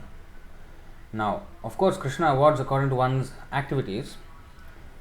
That does not mean he is just a servant. Like Karma Mimamsa philosophy, they say, is one of the defective philosophies of, I think it was started by Jaimini, if I am not wrong, Jaimini, or one of the 6 philosophers. So that philosophy states that God, even if he is there, they say that doing your duty, correct action, that is more important. God, whether he is there or not, is immaterial, because even if he is there, he just has to give your next body according to whatever you have done. So he is a servant, he just provides. But your activity is the one which determines. Well, provides, yes, but he is not a servant, or not that it does not matter. It does matter, because we don't have to get that other body. We can choose that also. And everything is by the mercy of the Lord. By the mercy of the Lord only, whatever we do, yes, we will get the body Krishna gives us, but that's his mercy. He can choose not to give us. He is the one who made the law that according to this action you will get this body, and that's why we are getting it. He is the one who made the law. How can the maker of the law be irrelevant in the law? He is the one who made the law, and he is the one who is enforcing the law. And we just take the laws for granted, and we don't consider the lawmaker and the purpose for making those laws. So without having the full perspective like that, we cannot understand the law. The laws are not everything. Who made the law? Who made those laws? Every country has laws, but there are people who made those laws. And every company, every society, like we have a law, we have a constitution. In Singapore, our society has a constitution. Every society has a constitution, and we have rules set in place. So there are rules for everything. But it is a person who puts those laws. The law of gravity. Thanks to Newton, we know the law of gravity. Maybe he found out something, some formula, and how to calculate something. He observed it, but it was not made by him. Newton did not create the law of gravity. Who created it?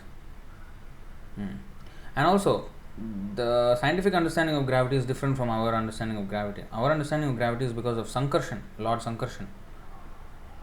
Akarshan means to attract. A magnet is called Krishna, actually. Attracts, or Akarsha. Krishna, Akarshana, all these things are related words, same dhatu. Attraction. So,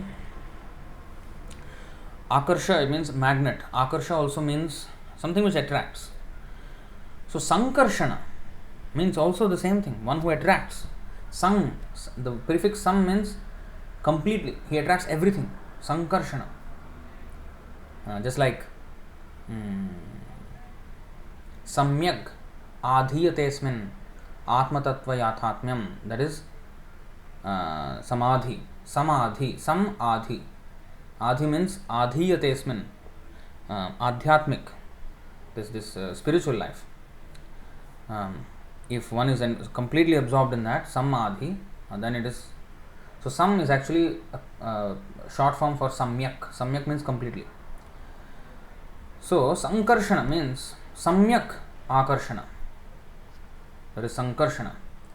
So he completely attracts everything, and because of that attraction, the shesha on his hoods, the universes are, and he doesn't even know they are there. We have read that verse in the Chaitanya Charitamrita. And because of his force, everything is going down. That is the law of gravity according to our Vedic understanding. And the planets, they are moving in the air because Gama Avishya Sarva Bhutanam. In the Bhagavad Gita 15:13, he says, I have entered into these planets and thereby they can stay, in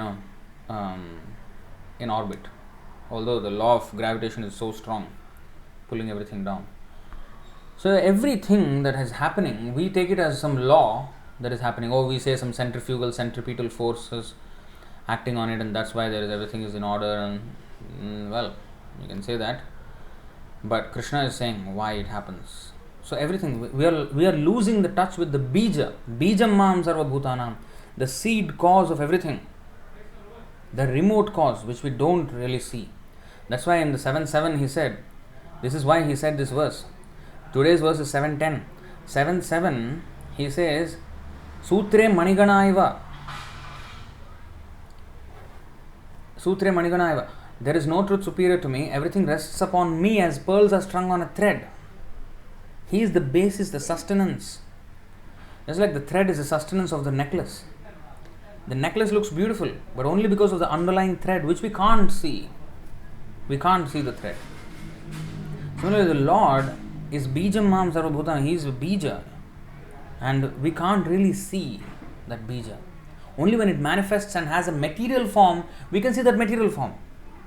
We cannot see the soul, whether entering the body or leaving the body, we cannot see. When it enters, how it stays, and when it goes out, we don't even see with our material eyes. We can only see the development of the body. And because we don't have spiritual eyes, we are completely disconnected from the real underlying thread, which is the Lord. In not only the bija, in fact, he says, Aham evasam evagre nanyadyat sadasat param tasmad ahamyadetaccha yovashishyeta sosmyaham. He is not only the bija or the beginning of everything, he is the middle and the end as well. And in the Krishna also says in the 11th chapter, you are the beginning, you are the middle and the end of all beings. So here in the Chatushloki Bhagavatam, he says, Aham evasam evagre.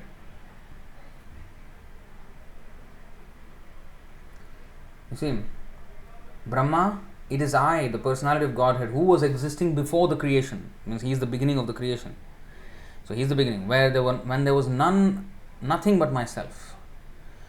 Nor was there the material nature, the cause of this creation. That which you see now is also I. So not only in the beginning, but also in the middle, during its existence. That which you see now is also I, the personality of Godhead. And after annihilation, what remains will also be I, the personality of Godhead. In all three phases of time, past, present, future, from beginning to end. Beginning, middle and end. Everything is the Lord. So this we have to understand. So he is giving an example, Bijam. But it's not just the Bijam. Everything is the Lord. This is called Krishna consciousness. To be conscious of these facts. And when we see things, like for example abortion we have mentioned, we have to see how it is all related to our Shastra. So as we have explained, it is a denial of God, who is the bija of everything. It is a denial of the statements of the scripture, how the baby is actually a developing person. So it all comes out of atheism, that these kind of things are, taking place. It's a sign of atheism. And we have to set it right. We just can't just whine about it and they're all rascals. And We know the answer. They don't know the answer. They are saying, "Oh, we want abortion," or some people are saying, "No, abortion is not good." As I said, the man who reported this news that this thing happened, in another video, just the same day, he released another video where it was on a YouTube channel. So some companies, sometimes they sponsor the videos and they want the person to say some advertisement. And he was giving advertisement for a beef company. He said, I order beef from this company, and it's very fresh and tender and this and that and all this he was saying. So although he is like fighting for that so-called anti-abortion, which is coinciding with our thing, but on the other side he is killing cows. So some may be anti-life, some may be pro-life, pro-choice, this one, so many things they are saying, but we are pro-Krishna. That's what we are. We are pro-Krishna. Whatever Krishna says we will do. Because seed is also there in the plants, and we are eating seeds. We are destroying seeds sometimes. We fry sometimes. When you fry the seed, it's gone. It cannot be fertilized. You put it in the soil, it won't germinate. So it is rendered unusable to create the body of the plant. So seed is a mechanism by which the soul enters this body, a device with which the soul enters the body. It can be the seed in the case of plants, it can be the semen in the case of humans, like that. It's just a mechanism in which the soul is, encapsulated and impregnated into this material world. So anyway, so we eat also seeds, and we eat, sometimes we can't eat the seed. Mango seed, how to eat? But sometimes we eat. You see? So that is because Krishna has authorized. We are not into pro-life. Pro-life means you have to be also pro-life for the plants. What to speak of only humans, animals and plants also. But we are, pro-Krishna. That is the devotees. So eating plants, that is also life. Yes, sure, yes, the souls are there. But that is authorized by God. Authorized by Krishna. And therefore we are eating that. Because anyway we can't live without eating in this world. So what is authorized by Krishna, that is fine. Just like violence is not good, but when Krishna authorized violence, it is good. Arjuna wanted to be violent, but Arjuna wanted to be non-violent, but Krishna said violence. Violence, please. Then violence happened. That is authorized by Krishna. So it may be violent, but it is something which is authorized by the Lord, and therefore it is not violent. Because real violence means to not follow the Lord and to do things whimsically, setting wrong precedents and making people sinful. Real violence means to cause harm to someone.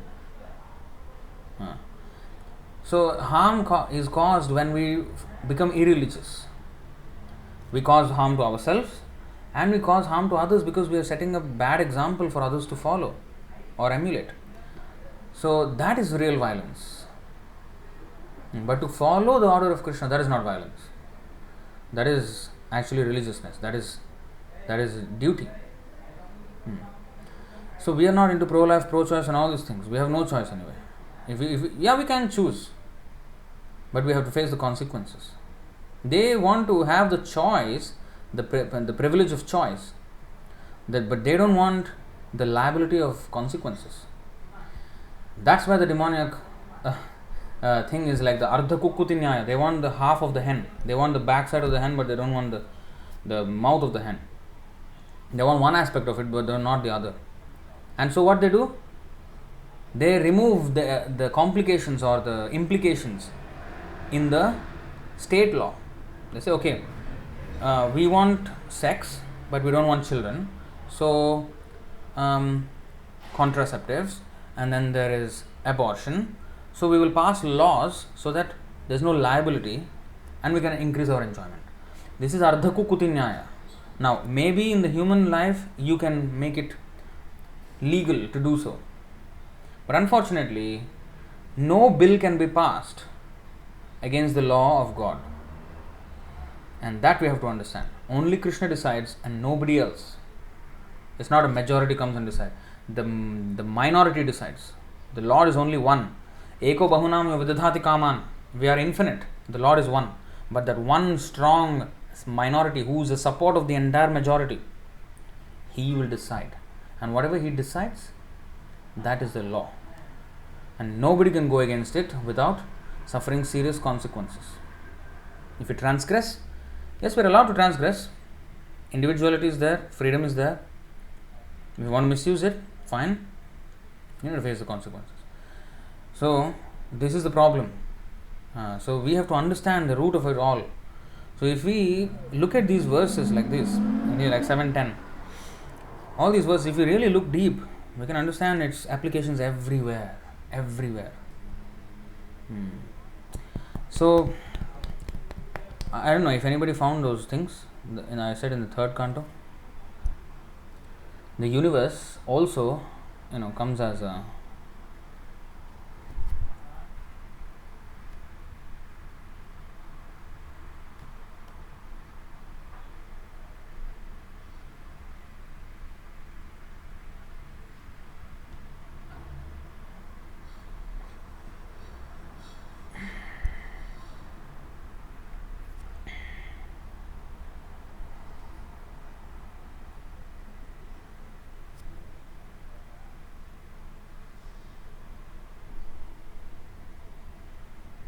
this is Brahma Samhita.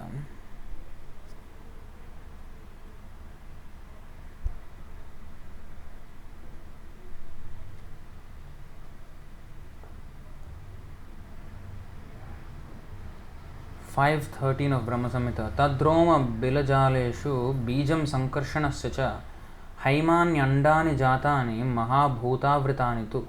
The spiritual seeds of sankarshan existing in the pores of skin of Mahavishnu are born as so many golden sperms. These sperms are covered with 5 great elements.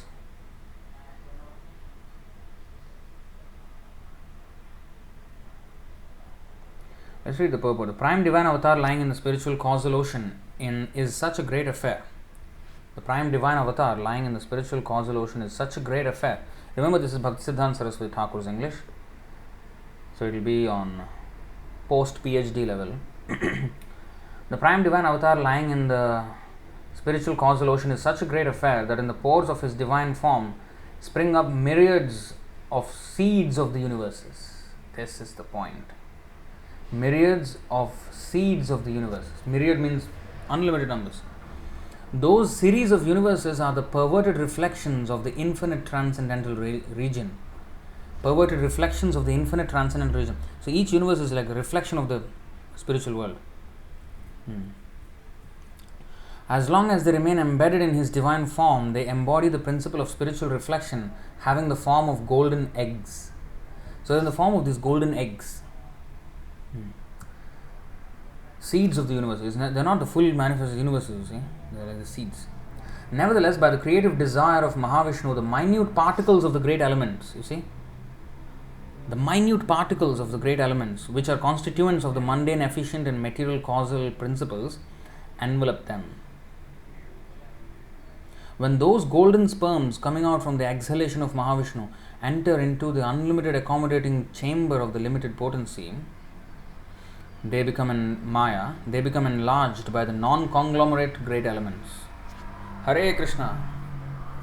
What kind of English is this? You see, when those golden sperms coming out of the exhalation of Mahavishnu enter into the unlimited accommodating chamber of the limited potency, Maya, they become enlarged. You see, they expand, the universes expand by the non-conglomerate great elements. What is non-conglomerate great elements? Anyway, we understand that the universes are in the form of these golden eggs, or the golden sperms it is called here. And all the living entities are within that, and they're all inside this egg of this universe, and then it expands. The unlimited accommodating chamber of the limited potency. So, there you have it. So that's the example of it. I mean, the scientists also say the universe is expanding, and after that it will contract during destruction. Maybe that much they got it right, but many things they got it wrong. But here is the thing. So just like we have the small size, so universes also have a small size actually in the beginning, and then they expand, and then finally they again are wound up at the end. So I would like to stop here and address any questions. I think there are a few questions here. Let's see.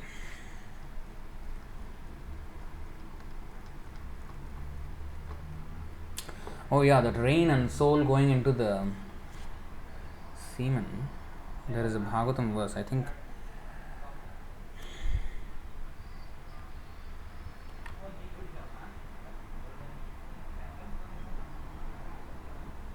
One 1620, really? No, not this thing. The system is that living beings live on the produce of grains and vegetables, and by eating such foodstuff they get vital power of the body in the shape of blood and semen, and from the blood and semen one living being is able to create other living beings. By the production of grains, grass, etc. becomes possible by rain. No, not this.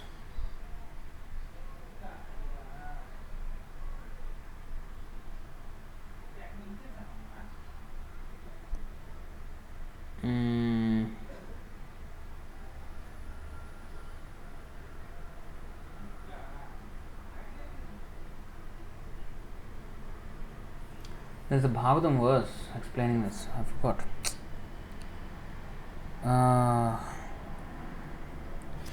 Let me see.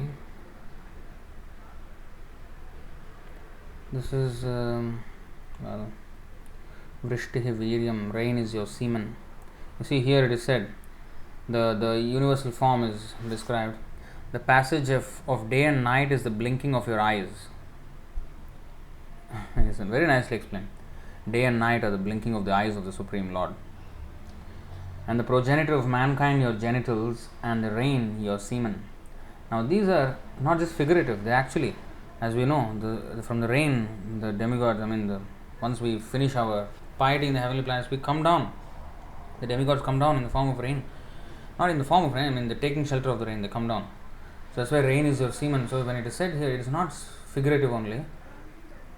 Functionally, it works like that. Functionally, it works like that. You see, fire is said to be your face, and the earth your feet, the sun your eye, and the sky your navel. The directions are your sense of hearing, the chief demigods your arms, and the oceans your abdomen. Heaven is thought to be your head, and the mind and the wind your vital air and physical strength. The trees and plants are the hairs on your body, the clouds the hair on your head, and the mountains the bones and nails of you, the Supreme. The passage of day and night is the blinking of your eyes, and the progenitor of mankind. The Prajapatis, are your genitals, and the rain your semen. So these are all, not just metaphorical or some poetic descriptions. Functionally, they work like that. Although it's not like a form, universe doesn't have like a form, but it is an imaginary form. A universal form is an imaginary form, but its functional aspects are true. It is to instill the idea of a personality of Godhead for the otherwise foolish observer who can only see the material manifestation of everything. For him to understand that actually it's all coming from a person, so they are, attached to the bodily parts of the Supreme Personality of Godhead, so that one can eventually meditate on the person behind this whole thing. That's the whole idea of this thing. Apart from that, there is another verse actually.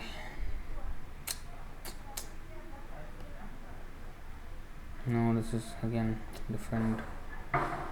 I don't know. There's a verse actually nicely explained. I think in the 6th canto or 8th canto, somewhere around there. Anyway, let's see if any of you can find. That's good. Golden egg is mentioned in 3:26:53 and 11:6:16.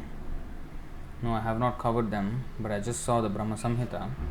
3:26:53, 3:26:53. Can you let me know of that verse where the demigods, they come down as rain and then into grains and semen, and there is a verse Nimanita Prabhu was showing me many years ago. It is in the purport of the 8.3 Bhagavad Gita verse we have seen that, but the Bhagavatam there is actually a verse that mentions these things. Or I think it's, of course, the Bhagavad Gita purport that is from the Chandogya Upanishad. Okay, the Supreme Personality of Hiranmayad Andakoshad Utthaya Salileshayat Tamavishya Mahadeva Bahudha Nirbibhedakam. The Supreme Personality of Godhead, the Virat Purusha, situated himself in that golden egg which was lying on the water, and he divided it into many departments. Golden egg. Of course, Brahmanda, I mean, even now, the Brahmanda is like an egg. Huge egg. But it actually expands. In the beginning, it was much smaller. 11:6:16. But it's interesting to note that it's golden in color. I can just imagine, I mean, because of the fire element, because it is bathed in the light of the Brahmajyoti, that is golden. It's mentioned here particularly golden color. Even in the Brahma Samhita, golden color. 11:6:16, let's see. 11:6:16.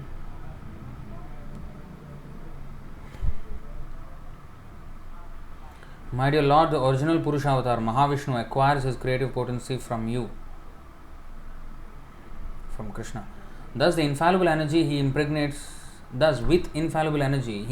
material nature, producing the Mahatattva.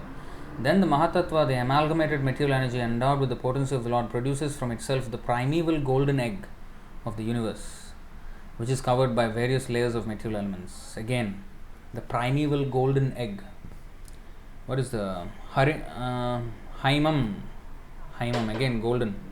Hiranya, golden. Garbha means womb, golden womb or golden egg. Andakosham, the primeval egg of the universe.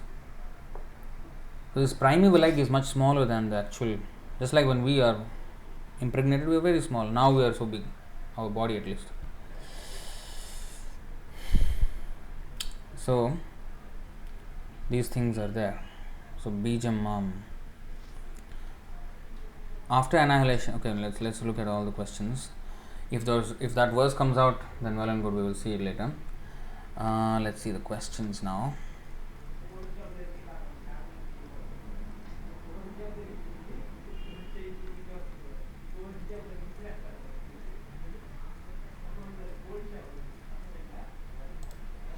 Divya Mataji, Prabhuji, from the story of the birth of Hiranyakashipu, the son of Kashyapa and Diti, we came to know that Lord Shiva, out of compassion towards ghostly living entities, sends them through the uncultured people's wrong conception timing.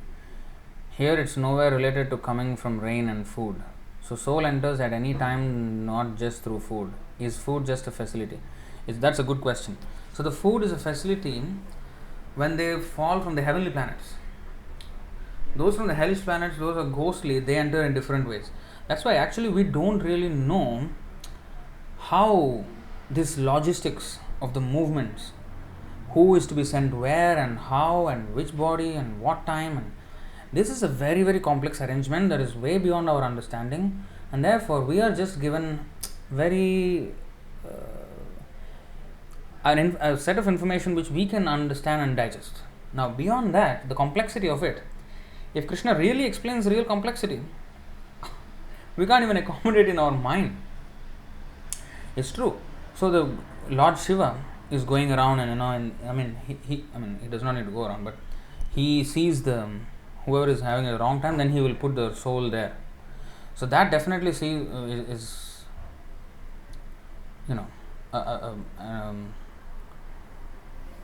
a sign that at that time the soul is made to enter at that point at an unfavorable time.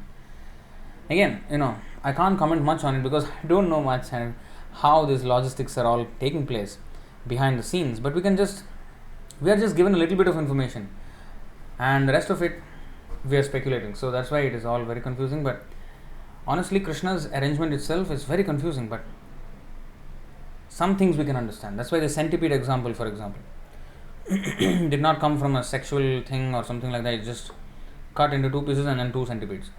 So soul is made to enter at that moment. Conception, okay, there is something, okay, there is, but here it's a cut, and who plans a cut? Of course, Krishna knows what is future and who does what and all that. But that's why it's very, very hard to conceive this. It is extensive, intricate arrangement by the Lord for every living entity, custom made. The body is custom made. In a factory, things are produced like shirt, for example, S, M, L, XL sizes, and then they just go on printing them. These are all tailor made. Every body is tailor made to that particular living entity's special mentality and the association of his modes with different natures, modes of nature. So in that way, he is just tailor made the body. So this is, to do bespoke arrangement for every single living entity. Bespoke means custom arrangement for every single living entity. How much in resources you must have, and because we cannot handle such things, therefore there are ready-made shirts and ready-made clothes. Ready-made cars are also ready-made, and everything is like same model, like that. We can do like that kind of manufacturing, but Krishna can do custom manufacturing for every single soul according to their own things. Brahmayan sarva bhutani yantra rudhani mayaya Ishvara sarva bhutanam hriddesha arjuna tishtati. We don't even realize the depths of these verses. If you really contemplate on each of these verses, they are very, very deep. Like you see this verse, 1861, very often quoted verse, especially Prabhupada. Ishvara sarva bhutanam hriddesha arjuna tishtati brahmayan sarva bhutani yantra rudhani mayaya. The Supreme Lord is situated in everyone's heart, Arjuna, and he is directing the wanderings of all living entities who are seated as on a machine made of the material energy. Now, if you just contemplate on the wanderings of the living entities and how the soul coming into the birth, taking on the body and leaving the body in different ways, in different circumstances, in different species, and even in the same species there are genders, and even in each gender every single soul has a different body, every fingerprint is different. It's so custom made that we are actually taking advantage of the identification processes given by God. Fingerprint is our our unique thing, and we are being identified by immigration systems and all that, passport or whatever, and signature. So it is our signature. So that is who gave it? Krishna gave it, and we're just making use of that thing to identify each person. Governments are making, and all these security systems and all that. So if you really see the wanderings of all living entities, how they are doing, it's really complex. The wanderings of the living entities, extremely complex, the logistics. That's why we should not be too quick to judge any material situation based on our limited viewpoint. We have to always see through the Shastric viewpoint, because Krishna is the one who is arranging this whole logistics, and he is the one who is explaining to us what we can understand and what we need to do, how we need to conduct ourselves. That's why we should just conduct ourselves according to Krishna's thing, without speculating that whether this is right or wrong, or this way or that way. We just have to do what he says, even if it appears wrong to us with our limited viewpoint. We have to do what he says, because we don't see the bigger picture, we don't see the full context of everything. Prabhupada said, those cows which are being slaughtered in the slaughterhouses, they are cows in this respect only that if you kill them, you will get the sin of killing a cow. But they themselves are not souls who have gone into animal life and slowly they rose above the ranks and then they came to cow in that way. They are not actually cows. They are cow killers who have now taken birth as cows to be killed. But when you kill, you get the sin of killing a cow. But they are not actually cows. The cow killers suffering the reaction of killing a cow, that they have been killed like that. So you see how complex it is. On one point, in one side, the same cow killing is bad, and on the other side, they are getting the reaction of them killing the cow. So, is it right or wrong to kill the cow or not kill the cow? Because to kill the cow means, I am just an instrument of, a butcher may say, I am the instrument of God.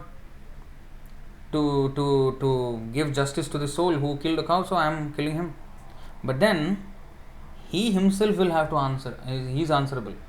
You may say, hey, but that cow, he died because he is of his own karma, and then he was just a facilitator in that whole arrangement. But why is he punished?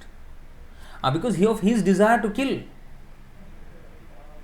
Therefore, he is punished.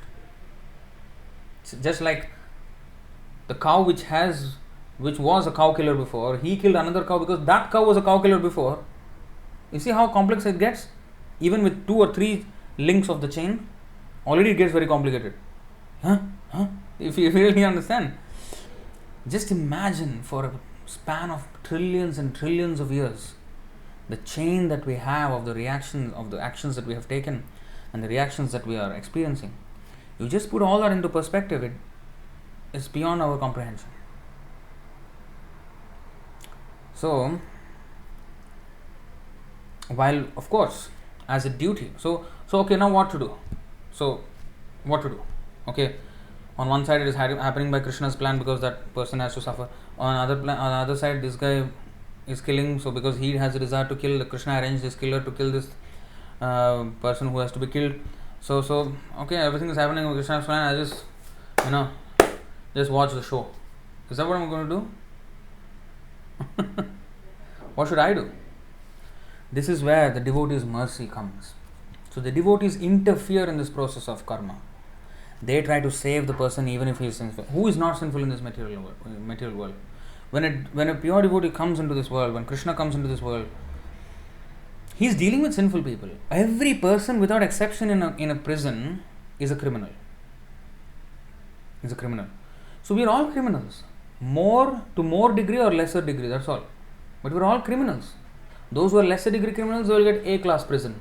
The middle grade, then B class. The worst is C class. So, but they are all prisoners.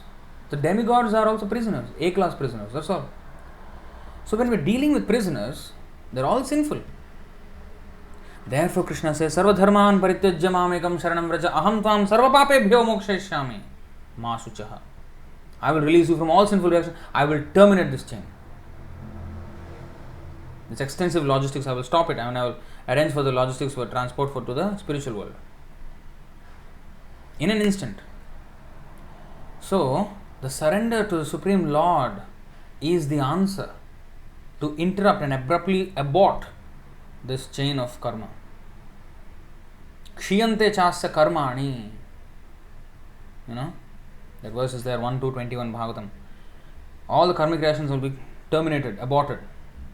That abortion is good. We have to abort the cycle or the chain of karma. Srimad Bhagavatam 1, 2, 21. Bhidyate hridaya granthis chhidyante sarva samshaya kshiyante chasa karmani drishta evatmaishwari. See, the chain of fruitive actions is terminated when one sees the self as master. And that is only possible when we hear about Krishna. That is the previous verses. So unless we become Krishna conscious, surrender to Him, we cannot terminate this chain. So devotees come and they interrupt. Oh, it's not just to watch the show. Everybody just, everything is happening according to Krishna's plan. Krishna's real plan is to save everybody. So yes, they are suffering, but my job, the devotee's job, is to go and suffer. Help the person who is suffering. And yes, actually, he suffers while doing that. He is okay to take all suffering. That's why he is tolerant. Titikshava and Karunika. He is tolerant.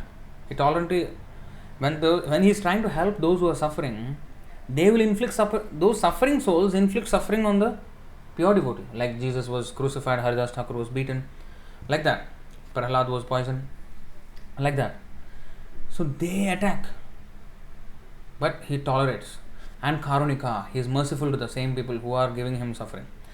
So this pure devotee, he comes and interrupts this chain. He wants to interrupt this chain and save that cow, save the person who is killing the cow, save the humanities who are killing themselves, everything, by introducing Krishna. Krishna is the one who can terminate everything. So so he induces them to take Krishna consciousness. take up Krishna in their life, surrender to him, and then yes, everything will be terminated. So we are not just supposed to be watching the show. Yes, everything. But if you want to make a change and we make a change materially, that is not going to work. That is not going to work. It will create another set of problems. So these solutions just, anti-abortion. I become an anti-abortion activist. But then on the other side, I am killing animals. So what is the point of this? Eating meat. And that news, he was doing an advertisement for beef. Cow, of all meat, cow. Look at this. Look at the irony. Look at the hypocrisy. But he doesn't see it as hypocrisy. He was ignorant. So, instead of just condemning, we have to condemn that sin. The sin we have to condemn. Yes, it is condemned because but those who are sinful because of ignorance, they have to be enlightened. They have to be enlightened. And that is the job of a preacher. He interferes in this chain of karma and stops it for. He wants to stop it for everyone. Vasudeva Datta, he said to Chaitanya Mahaprabhu, you give all the sins of all living entities to me, let me suffer everything for everybody and let them go back to Godhead because I can't see them suffering. I can tolerate suffering. Chaitanya Mahaprabhu, of course, really appreciated that kind of compassion. But he said, even if the entire universe is made empty, because all the souls go back to Godhead, there are millions of universes. If you take one mustard seed out of a big basta or a big bag of mustard seeds, what difference does it make? So he said, don't worry, I like your attitude, your feeling, but everybody is answerable to themselves. So that's what Chaitanya Mahaprabhu told. So answerable to themselves, but the only thing we can do is preach. And then, yes, everybody is answerable to themselves. So change their way of thinking so that their actions will be responsible. So that is what we cannot just take their sin and then they become pure. There are many people in Singapore that say, "Oh, please pray for me." And what are you going to do? You just sit down and enjoy beef, and then we pray for you. What is going to happen? So our consciousness, our individual consciousness is important. Everybody, the help can be given to purify our consciousness, but our consciousness has to be purified. Not that somebody else's purified consciousness will help us. No, that will only help us if we take the advice and purify our consciousness. That is the help. So pray for me is what pray for me? We pray for you. We are always praying, and that's why we are having this. We are running the institution here, and then we are trying to preach, and that is our prayer that everybody, including ourselves, as if we are big deliverers. We are also on the path to be delivered. We also want to be delivered. But we are spreading the knowledge, yes. And we are making the arrangement so that you take advantage of this. Our prayer is that you come and become Krishna conscious. Our prayer is, Krishna, please give him some intelligence. This rascal, he's just engrossed in the sense gratification. Please bring him to your lotus feet. Please let me talk to him about Krishna. That's why Prabhupada said, please make my power of speaking suitable for their understanding. If you so will, then it will happen. Then they will take up to Krishna consciousness based on whatever I am speaking. And that is also your words. It's not my words. It's your words I am repeating. And please make my power of speaking suitable for their understanding. So in this way, Krishna is the purifying factor. Apavitraha pavitro va sarvavastham gatopi va yasmaret pundarikaksham sabbahyabhyantara suchihi. So he is the one purifying factor. Pavanam pavananam. He is the purifier of all purifiers. So that's the only way this can be terminated. There is no other way. No material thing will solve this problem. Now they are trying to solve this problem of war in Eastern Europe by some negotiations, some diplomatic talks, or some, by punishing the country or whatever. But, ultimately it all comes down to lack of God consciousness. The consequences are so multi-layered, but the underlying cause under all these layers is lack of God consciousness. So we are addressing the root. So, Bijamam Sarvabhutanam. In the purport of Prabhupada says, Krishna is the root of everything. So, that root we are addressing. root cause. Where is actually the problem? Because you can stop maybe war by artificially, diplomatically doing something about it. But the seeds of karma are being sown, and one day they will just reap. They will just, whether it's the pandemic, whether it's cheating or whatever it is going on, people are suffering. Whether it's misinformation, whether it's disinformation or whatever it is, people are suffering.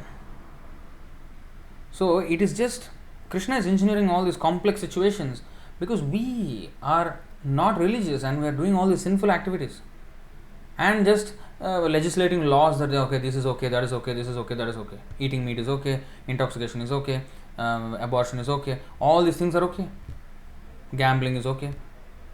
And then what happens then? And then no God consciousness. That is a private affair, you want to do it at your home or whatever, or some religious institution, okay, you can have it, okay, headache to deal with you, but okay, you want to live, okay, you live. It is being treated like that now, as if they have no significance. So that has to change.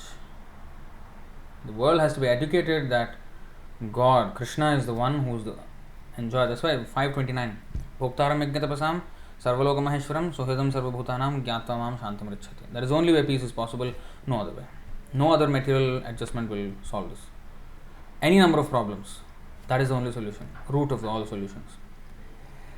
That was a long answer. I went into a tangent, but hope that that is helpful in a certain way. Okay, next question. Prabhuji, what might have happened to Tulsi Maharani's soul who has left the body? As she is worshipped for a long time, would she go to Vaikuntha? See, the thing is, she is always in Vaikuntha, in Golok Vrindavan as Vrinda Devi.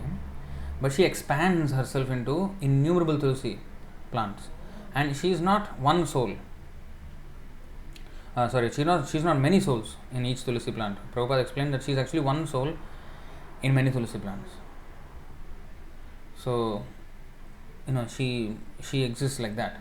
But of course, for our naked eye, it appears like any other plant, or left the body or something. But she's always there. It's her she's just expanding into these millions of trees, plants, Tulsi plants. But it is one soul. So just like the gopis, like in Chaitanya Leela, in the pastimes of Chaitanya Mahaprabhu, Rupa Goswami, for example, he is Rupa Manjari. He is a gopi, young gopi in the spiritual world. But he came here as Rupa Goswami. Haridas Thakur is an incarnation of Brahma. But Brahma was still there. And he expanded himself as Haridas Thakur. So, these kinds of wanderings, Brahmayan Sarva Bhutan, when they work under the order of the Lord, they work in very wonderful ways. So, they can expand into many forms. Sometimes a same person is a partial expansion of this and this personality. Like even Brahma, Haridas Thakur, is an expansion of Brahma and also Prahlad Maharaj, it is said. And Ramananda Rai is an expansion of, incarnation of Arjuna and Vishakha Devi also. How can two personalities exist in one personality? But this is the thing. We don't even understand the extent to which the Lord actually, how he conducts himself, how he comes into this world, how he sends his messengers, and all these logistics, very difficult for us to understand. Whatever we could little bit understand is explained in few verses like that. But it's way more complicated than we think it is. We think we have understood everything, but actually Brahma himself is saying, Jananto eva jananta. What is that? 10:14:38.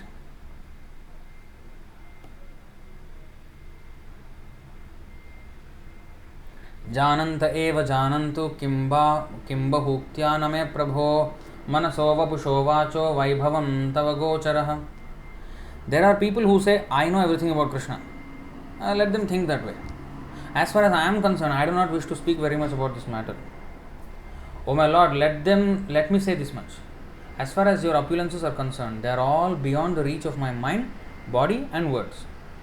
Now, as human beings, we cannot understand anything. We can understand very, very simple things. Brahma can understand way more than what we can understand. Right? He knows how all the living entities are moving in this material world. He is the one who created the whole systems in place. He put the systems in place. He is the engineer of this universe. He has created all those 8.4 million species of bodies, of course, and under the instruction of Krishna. But he knows how the workings of all these things. And he knows how the living entity is moving from one place to another by the karma and all these things, the whole yogic process, everything was established. He knows the Vedas, he has 4 heads, supreme intelligence in the entire universe. And he, after all that knowledge, he is saying this, that as far as their opulences are concerned, they're all beyond the reach of my mind, body and words. And if he really did understand the wanderings of all living entity and Krishna himself, he thought he hid the cowherd boys, who are living entities. He kind of interrupted in their wanderings, in their logistics, and he put them somewhere. Still the pastimes are going unhindered. So then he understood, if Krishna can replace them, they can replace me. He can replace me also. I am also not needed. I'm thinking I'm this big supreme engineer of this universe. I'm the most important person in this universe, and all this. Without me, the universe cannot be run. Well, his pastimes, millions of them, are just replaced like nothing with his own self, and he is still continuing the play, and then as if nothing has ever happened. Then he realized, I myself can be replaced. That means, who do I think I am? If he can replace all his cowherd boyfriends, I myself am replaceable. So Krishna doesn't need anybody. Then he understood how insignificant and useless he was compared to Krishna. Krishna is just giving him a chance to serve, and he became so puffed up and then checking Krishna, whether Krishna is, what is he? Let me check this guy out. And then Brahma understood, oh, my position is at stake first of all. And then he offered his prayers. So many things we do not know. So if you really observe closely all these words of the Shastra, we will understand so many things. Divya Mataji, Prabhuji, as Krishna's laws are at perfect timing, what should happen at which time is perfectly designed, and so the souls who had been killed in the womb due to abortion would have done such things in previous lives. Is it the karmic reaction, and these parents doing such acts are just an instrument of Maya? We have actually covered this point. Yes, they are instruments of Maya, but they are also being implicated. And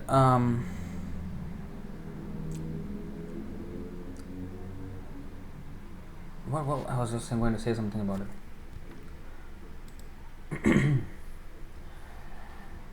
Yeah, this is so. I mean, it's a karmic reaction, definitely.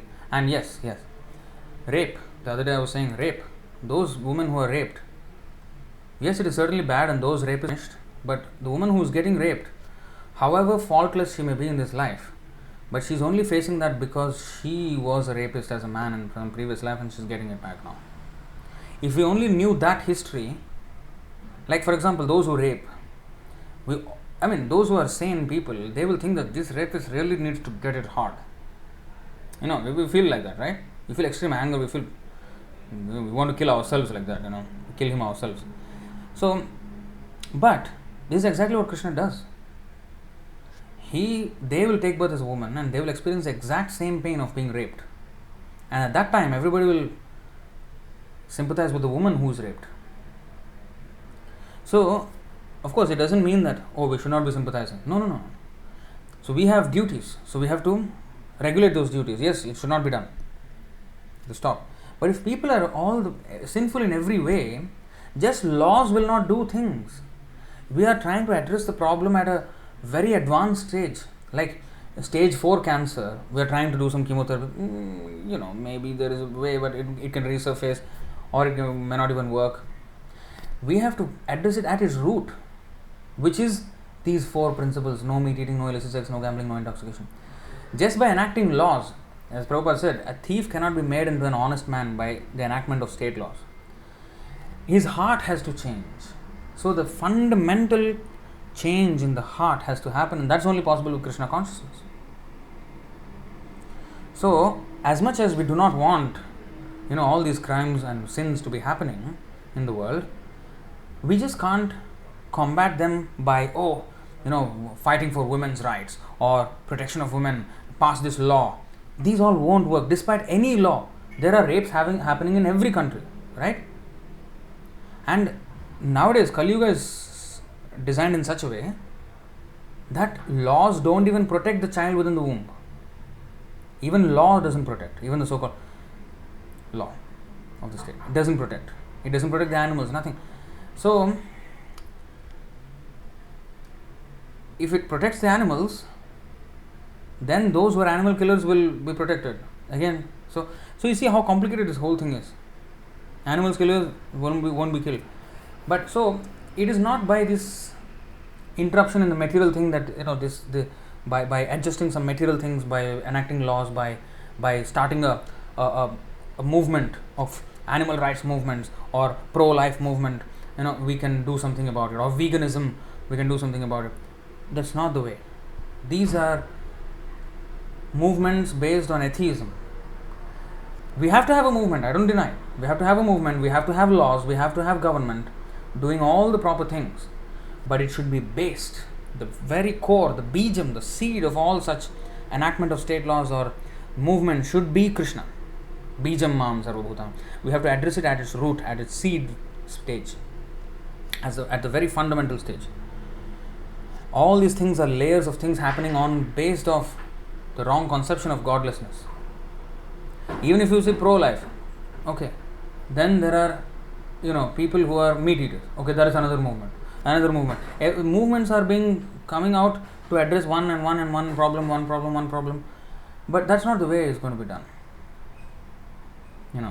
Even so-called now in India, there's a movement called Indic Renaissance. Indic Renaissance. That means they want to bring back the Hindu culture, Hindutva. We have to bring back all the temples into our control. It should not be under state control and this and that. Legally, we should combat this whole thing. We should pass laws or use the laws which are not being used to gain back control of the temple. In this way, they're trying to solve the problem of getting Hindu religion back into mainstream and not being pressed down upon or whatever. But honestly, that's not how we're going to address this. It can address some aspects of it, but at the core of it will still be a rotten thing, because the philosophy is completely gone. Nobody is even reading the scriptures. They are doing out of sentiment for Hinduism, and they're saying that Hindu, the one who is leading this one, Sai Deepak, I think maybe some of you already know him. He's saying, every Hindu temple must be managed by the people there. Yes, it is Varnashram system. That is correct. That's correct. And then the shops around the temple and the houses around the temple should be of the people who are in the community of that temple, that movement, that. Yes, that's correct. But education should be there. And he says, my Kuladevata, he said, Sai Deepak, my Kuladevata, we have to offer meat and toddy, alcohol and meat. I think it was some Durga Ma, something like that, Kali worship, something. So it's in the mode of ignorance. Now, yes, that is part of Vedic culture. I don't like the word Hinduism or Hindutva. So, because it's not based on Shastra anyway. Now, it is a part of Vedic culture, yes, for those who are in the mode of ignorance to do those things. But it's not just to keep them there. And also only on the Amavasya day, please. Even if you do it. And they don't follow that. And they think they're very pious. They're following the religion properly. Yes, I have to kill. And temples must be maintained. Okay, if it's Kali Ma temple, okay, you have to kill.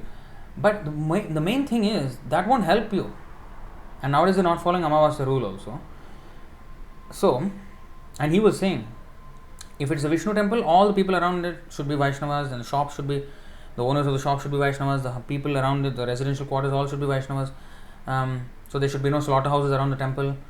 But if it's a Shakta temple, yes, there can be a slaughterhouse, but it's not the halal way of killing, where the throat is cut and all the blood is coming out and the animal is writhing in pain, and not that way. It's a jhatka method, which is like in one shot it is to be killed. But then Amavasya he did not say. He says that slaughterhouses can be there in front of Shakta temple, that means a Durga temple or something like this. Now, yes, that is the Varnashram system, yes. But honestly, what is the whole purpose of following all this religion? It's not just the symbol. It's not just the symbolism, or okay, this rite is for this Kula Devata and that this. Okay, let's bring all those back.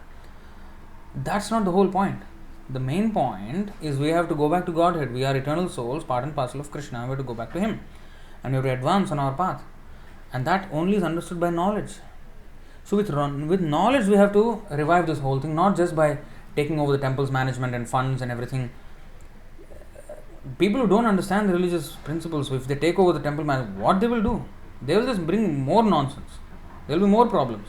Not that, okay, now the temples are in the hand of the state and the finances are managed by them, and if the Hindus take over the management, it will be alright. No, it will not be alright. It will not. I'll give it in writing, it will not be alright. Unless one understands the real purpose of the Vedas and why all the religious systems are in place, these rituals are in place, and what is the ultimate aim of all this. If you really understand that, then yes, and if you follow that, that is what our Krishna consciousness movement is, and this is the only movement that can do it. And they are thinking, this Indic Renaissance, they are thinking they are the ones who will actually bring a change. They will just bring a sentimental, material patchwork change, which is not going to be long lasting. The real long lasting change will only happen with the revival of knowledge and practice of that knowledge. Again, I don't know whether I answered your question. I just went into a tangent again. After Parshuram Prabhu, after annihilation, where Pradhana Tattva along with 24 elements remains as cloud? No, in the body of Mahavishnu. 7, 15, 50 and 51. Let's see what it is. Oh, is that the one? Yes. Yes, I think that's the one.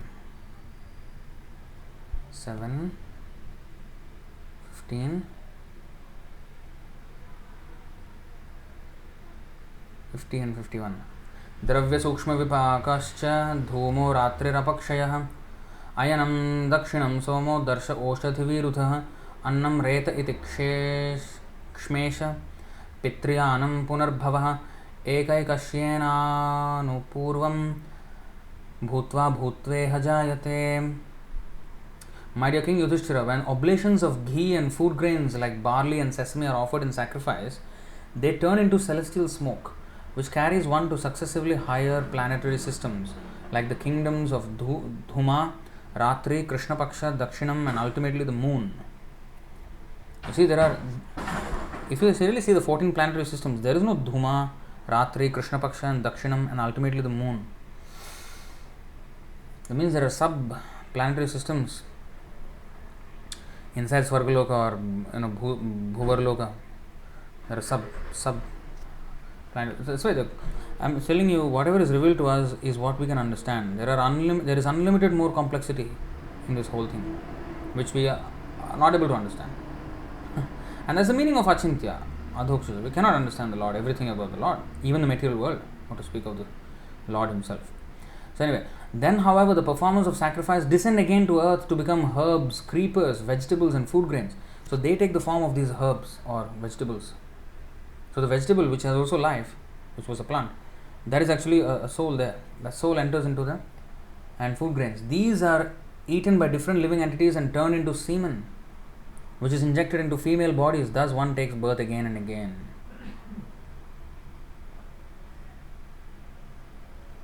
By different living entities. It means not only humans, because animals also eat grass. So which soul, which grain is going to human body, which plant is eaten by animals, everything is, I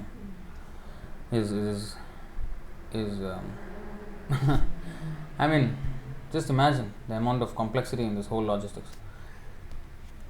So in this way,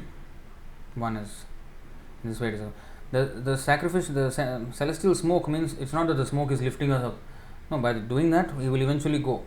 So anyway, yes, thank you for that. This is what I wanted. 7, 15, 50 and 51. I should try to remember.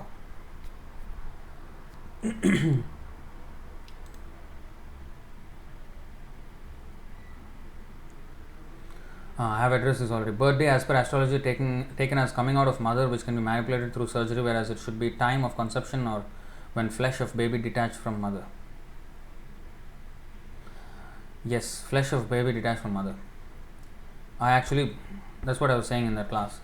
The astrology is calculated according to when the baby body is completely existing as an independent entity, separate from the mother. That's when it is calculated as the birth. And when that happens, that is the future. And that the future is calculated according to that. Now, of course, there is also future when the body is impregnated. Just like the conception, the time of conception also matters, not only the birth. Because when Kashyapa Muni impregnated Diti at a wrong time. He already knew the future is going to be demons. That means it actually depends on the time of conception as well as the time of birth. Actually, already in the time of conception. See, everything is predestined. What time he will be born is also predestined. We should understand that, the cause of the time of birth is not the cause of, the time of birth is not the cause of how his life will look like. No. The time of birth itself is a result of the time of conception, and the time of conception itself is a result of his previous activity. And it is a way for our calculation to facilitate. See, Krishna has given us a device how to calculate what will happen in this person's life according to birth time, because that can be observed. When they have when the conception happened, people may not see and don't know, and even the husband and wife don't remember the exact time of all these things, right? But the birth can be seen, so that can be definitely calculated. But in the case of Kashyapa, he knew when he was having sex, and he knew it was wrong, and Diti was just pressing him, and then he did it and then said, "These will be demons." So, at the time of conception, it is already known what will happen. In fact, it is already known when he dies in the previous, because according to his activities, he is put in a certain family, right? So it traces back. It is not just this is the cause. Oh, the time of birth is the cause, or the planets are the cause of how his life is. Oh, because of Shani, now my life is like this. No. Shani gives us a way to see, okay, what is happening. It gives us visibility, the signs of astrology. But Shani is not the cause for our life. We are the cause. That is just an indication of the Lord's will of what is to happen to us in this period of time. But it is the Lord's will, not that the Lord wants us to suffer for these 16 years or whatever, 19 years, Shani Dasha. It is because we did some things, and then because of that we are getting it. And the Lord made it happen. Just like the judge, he will say 10 years. Next 10 years you are going to be in prison. So he gave him a dasha, a prison sentence. So these are all sentences like Shani Dasha, Rahu Dasha, or this Dasha, that Dasha, Mangal Dasha, whatever it is.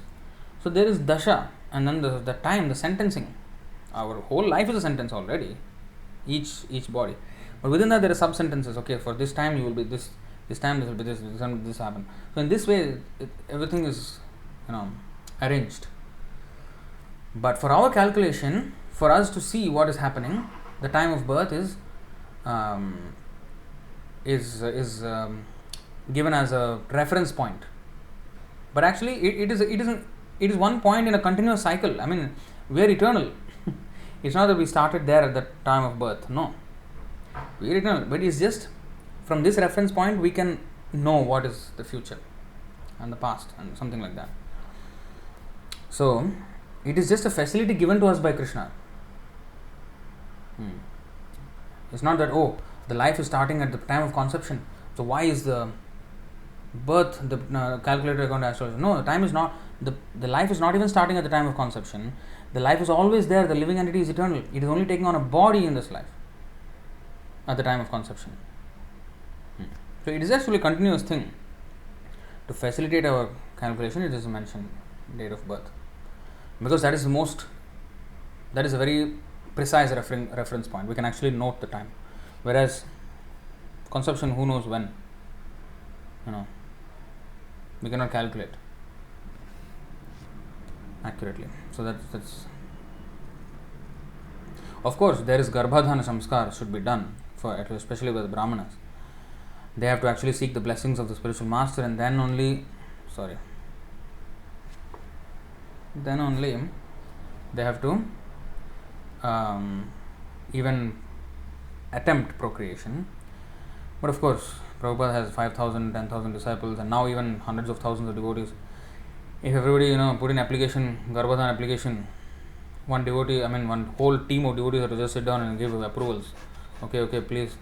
The Prabhupada has to appoint Ritviks on his behalf, approve. Okay, you can have sex. And then giving all these approvals, what will his mind become? Okay, sex, every day sex. He will want to have sex.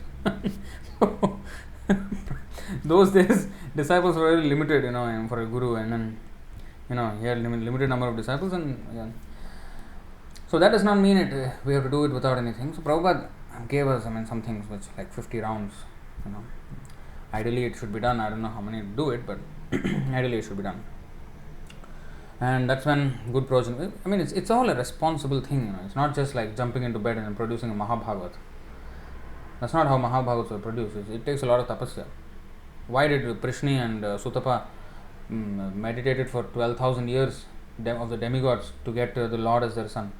To get somebody, that caliber, to get a lot of tapasya and devotion. That's the main thing. So anyway, next question by Divya Mataji. Is it 8.3 Prabhuji? When his merit is exhausted, he returns to us in the form of man. Yeah, we have seen this already. So next. No, actually, just before going there, I just want to say this. Tulsi Maharani, previously there was a question about Tulsi Maharani, that, what happens to the soul in the Tulsi Maharani plant and all that. Now, it looks like an ordinary plant which dies or something like that, but no, as I said, it's the one Tulsi Maharani who's existing as expansion in all the plants, and then she leaves the place, and then so it resembles an ordinary plant's birth and life stages and everything. You may say, why does it look like any other plant? Like, you are saying it's something special, but to me it's just, yeah, I can believe, but I'm just believing. It doesn't look, my eyes don't say the same thing. It just looks like any other plant. That's why we should not see with our eyes and with Shastra Chakshu. Just like, and I give you an example. Pure devotee. Also take, like Prabhupada.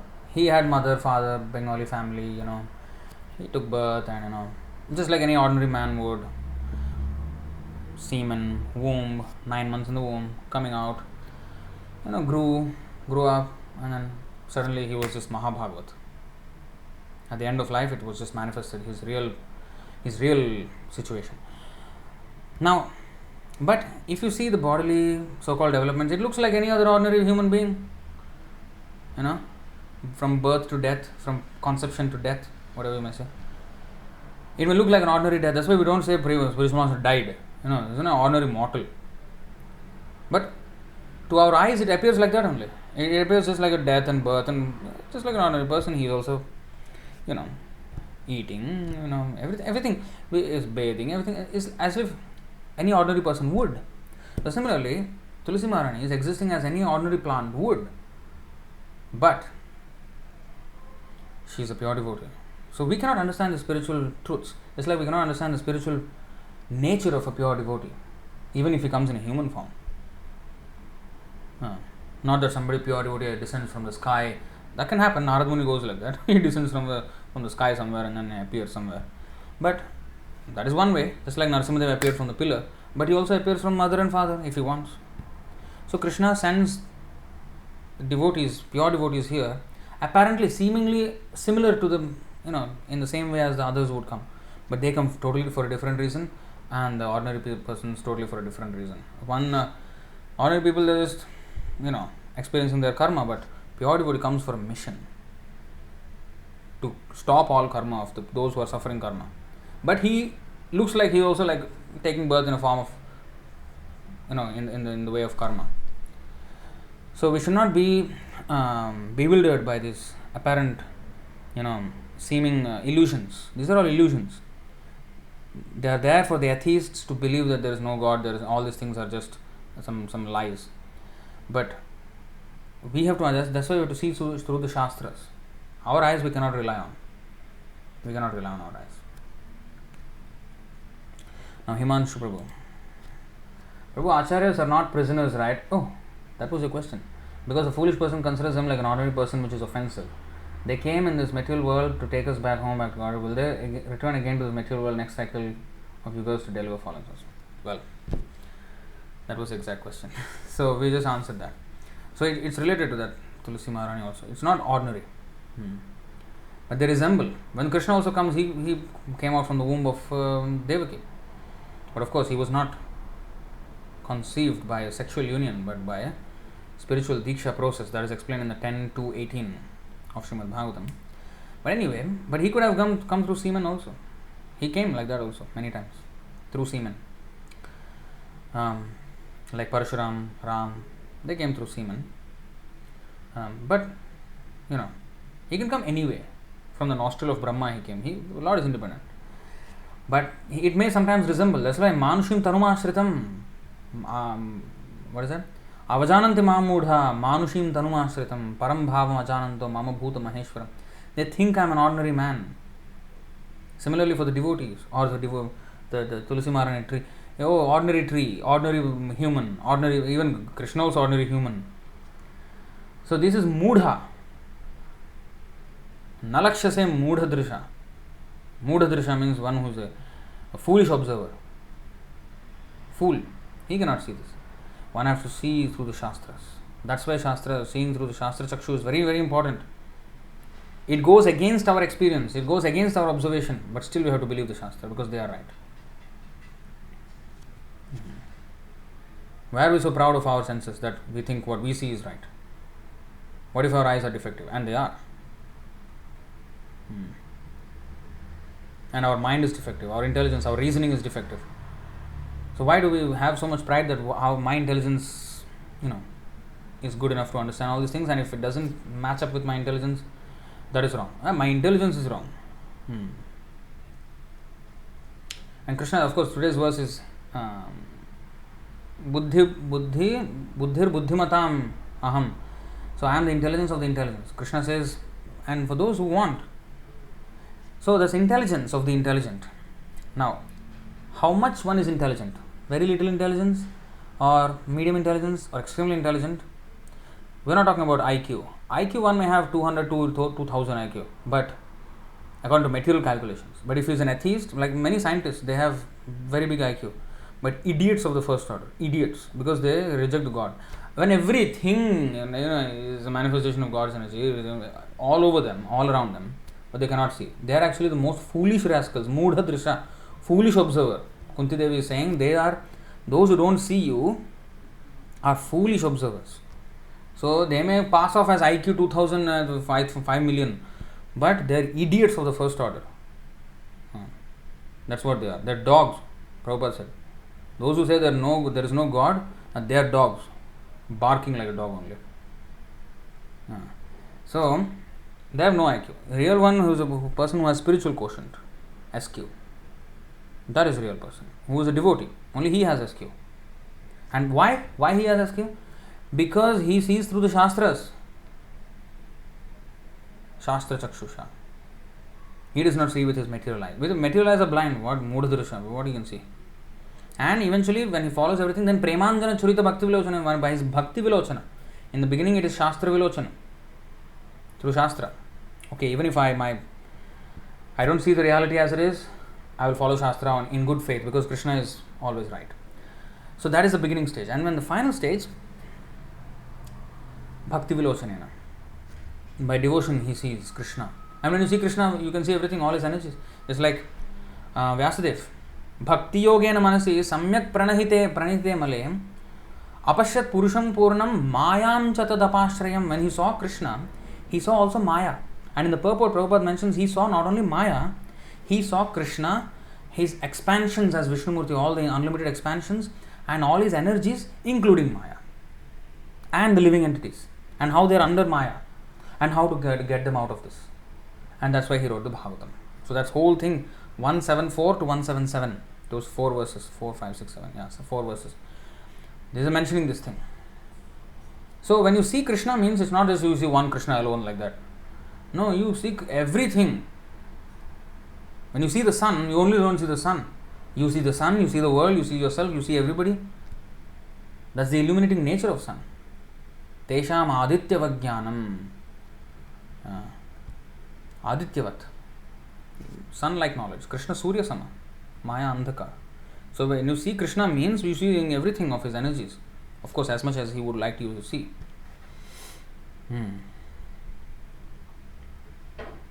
If you see too much and then it disturbs your devotion, he will cover. Just like if Mother Yashoda, she saw all those, everything she saw, all the universes, everything within the mouth of Krishna. She was bewildered. Who is this? Who's the son? He's Supreme Lord. And he covered her again, so that the devotion predominates. So for those reasons, sometimes he may forget, but or he may not be aware of the greatness of Krishna to facilitate a rasa.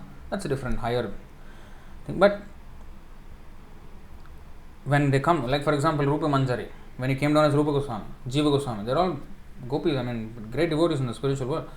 But when they came down, Nana Shastra Vicharanaika Nipuna, very expert in their, how they write, what kind of books they are writing, how much scholarly knowledge they have. So when they want to exhibit that, they can exhibit. But it's just because of Krishna's Yoga Maya, they seemingly forget. But it's not that they forget. When gopis, I showed the other day how gopis are like, all these seemingly feminine rivalry kind of words, but actually they are glorifying Krishna, they are glorifying the women of Mathura. They are actually speaking absolute Vedic facts and the highest fact, Vedic fact. But it looks like womanly behavior.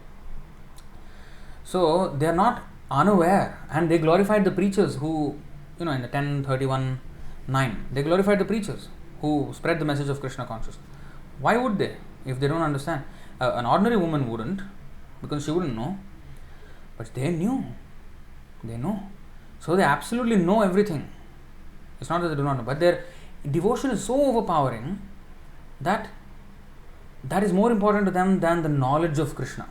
But when the knowledge of Krishna has to be spread and they are sent to this world for that mission, Rupa Goswami, Jiva Goswami, nobody can write like them. Nobody can write in the entire world, in the entire history. They can do that.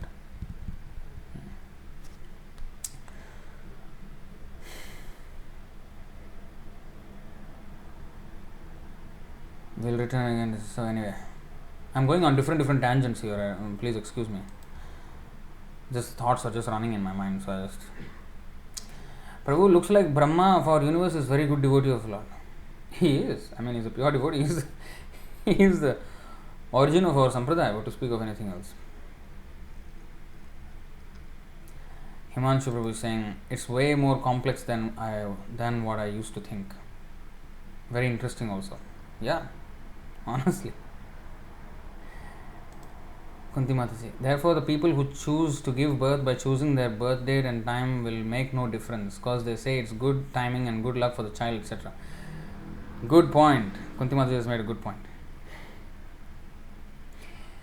The people who choose to give birth by choosing their birth date and time will make no difference, actually. But in other sense, that is also a birth, and the time is also fixed, that the parents will choose like this and then it will come out like this. So whatever it is, time of conception is the main thing actually. It's a good point, very good thing that you have noticed. I did not think of that point, but yes. So these things are all,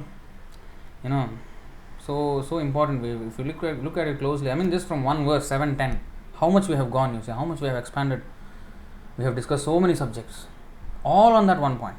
So sometimes some verses seem like, okay, this is not so, nothing much can be talked about it. Some verses are like that, just for example, there are names, like in Srimad Bhagavatam, there are many verses which are just names of son of these, he is the son of this, he is the son of this, he is the son of this. Not much can be talked about there, but you can just see the genealogy and like that. But these are philosophical points, and sometimes we may actually skip over them and just like, but each verse is very, very significant if you really look. And then by the mercy of the spiritual master, then we can understand all these things. And when we discuss among devotees, you see, you all have raised so many nice points, and you have given references to so many nice verses also, which I couldn't find myself. So in that way, we all learn so many things. You see, that's why discussion, this 10:9.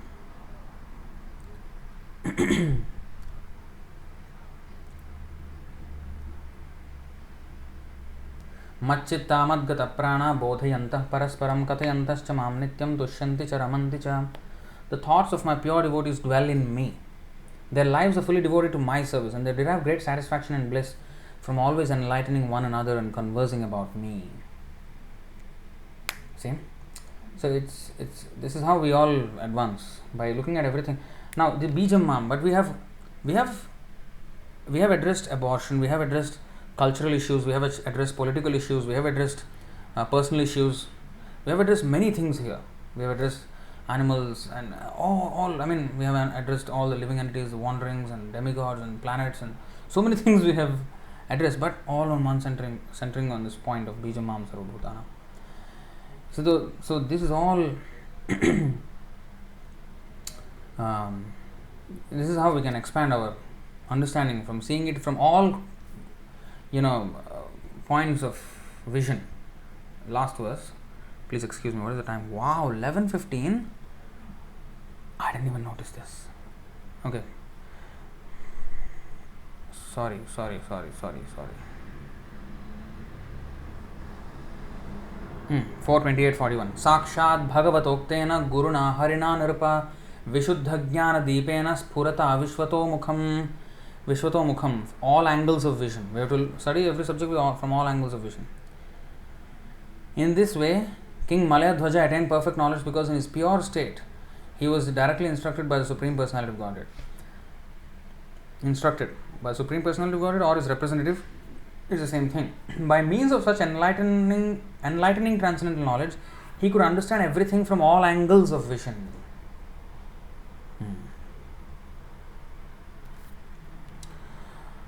The great bad luck is their children took birth here in this Dukhalayam.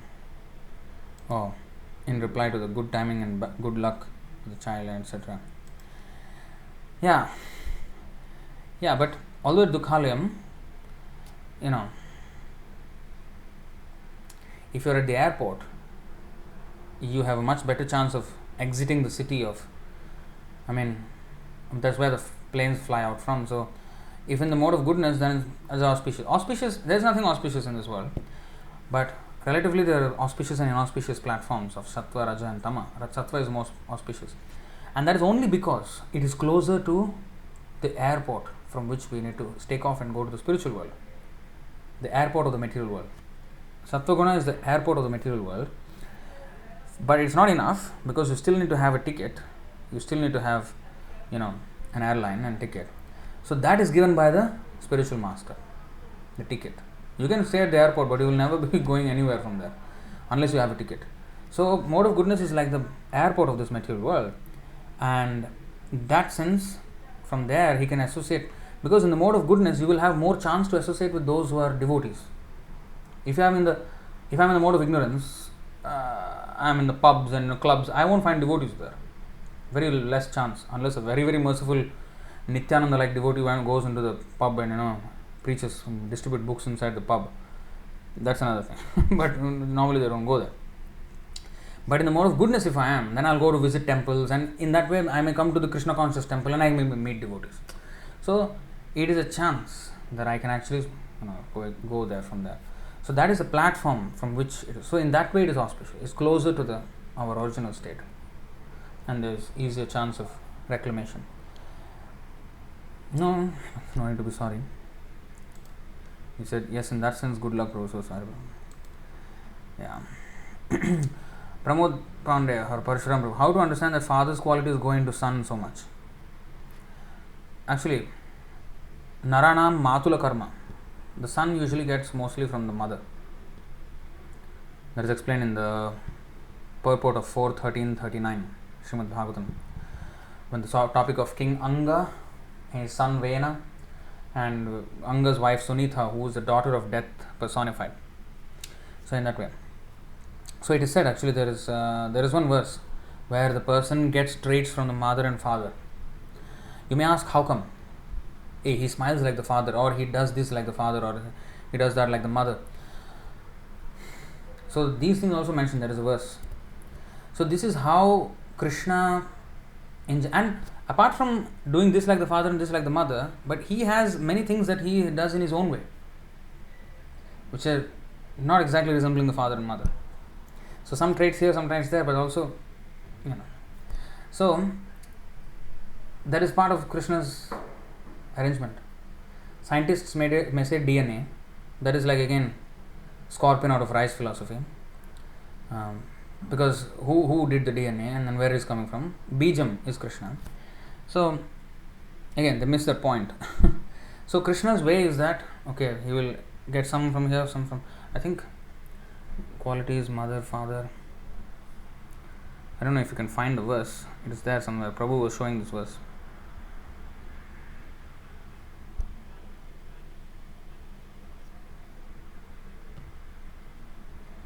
I'm just going to do a short search. I'm not going to go into in depth.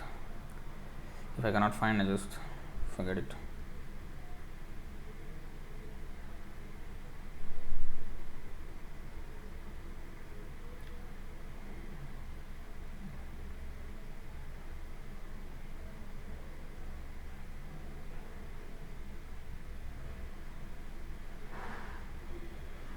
Okay, 4:21:30 also. Dauhitra adin rite mrityoh. Although abominable persons like my father Vena, this Prithu Maharaj is saying, grandson of Anga Maharaj.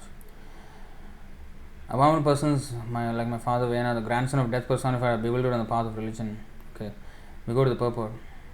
Here it is said, Prithu Maharaj, however, did not accept the authority of such atheists headed by his father, who was the grandson of death personified. Generally, a daughter inherits the qualities of a father and son gets the qualities of his mother. Thus, Mrityu's daughter Sunitha got all the qualities of her father, and Vena inherited the qualities of his mother. A person who is always subjected to the rules and regulations. So, anyway, they will live partly from the father and mother also, but mostly from the mother. A son, a daughter mostly from the father. So anyway, these things are all there. So I think we'll stop it right there.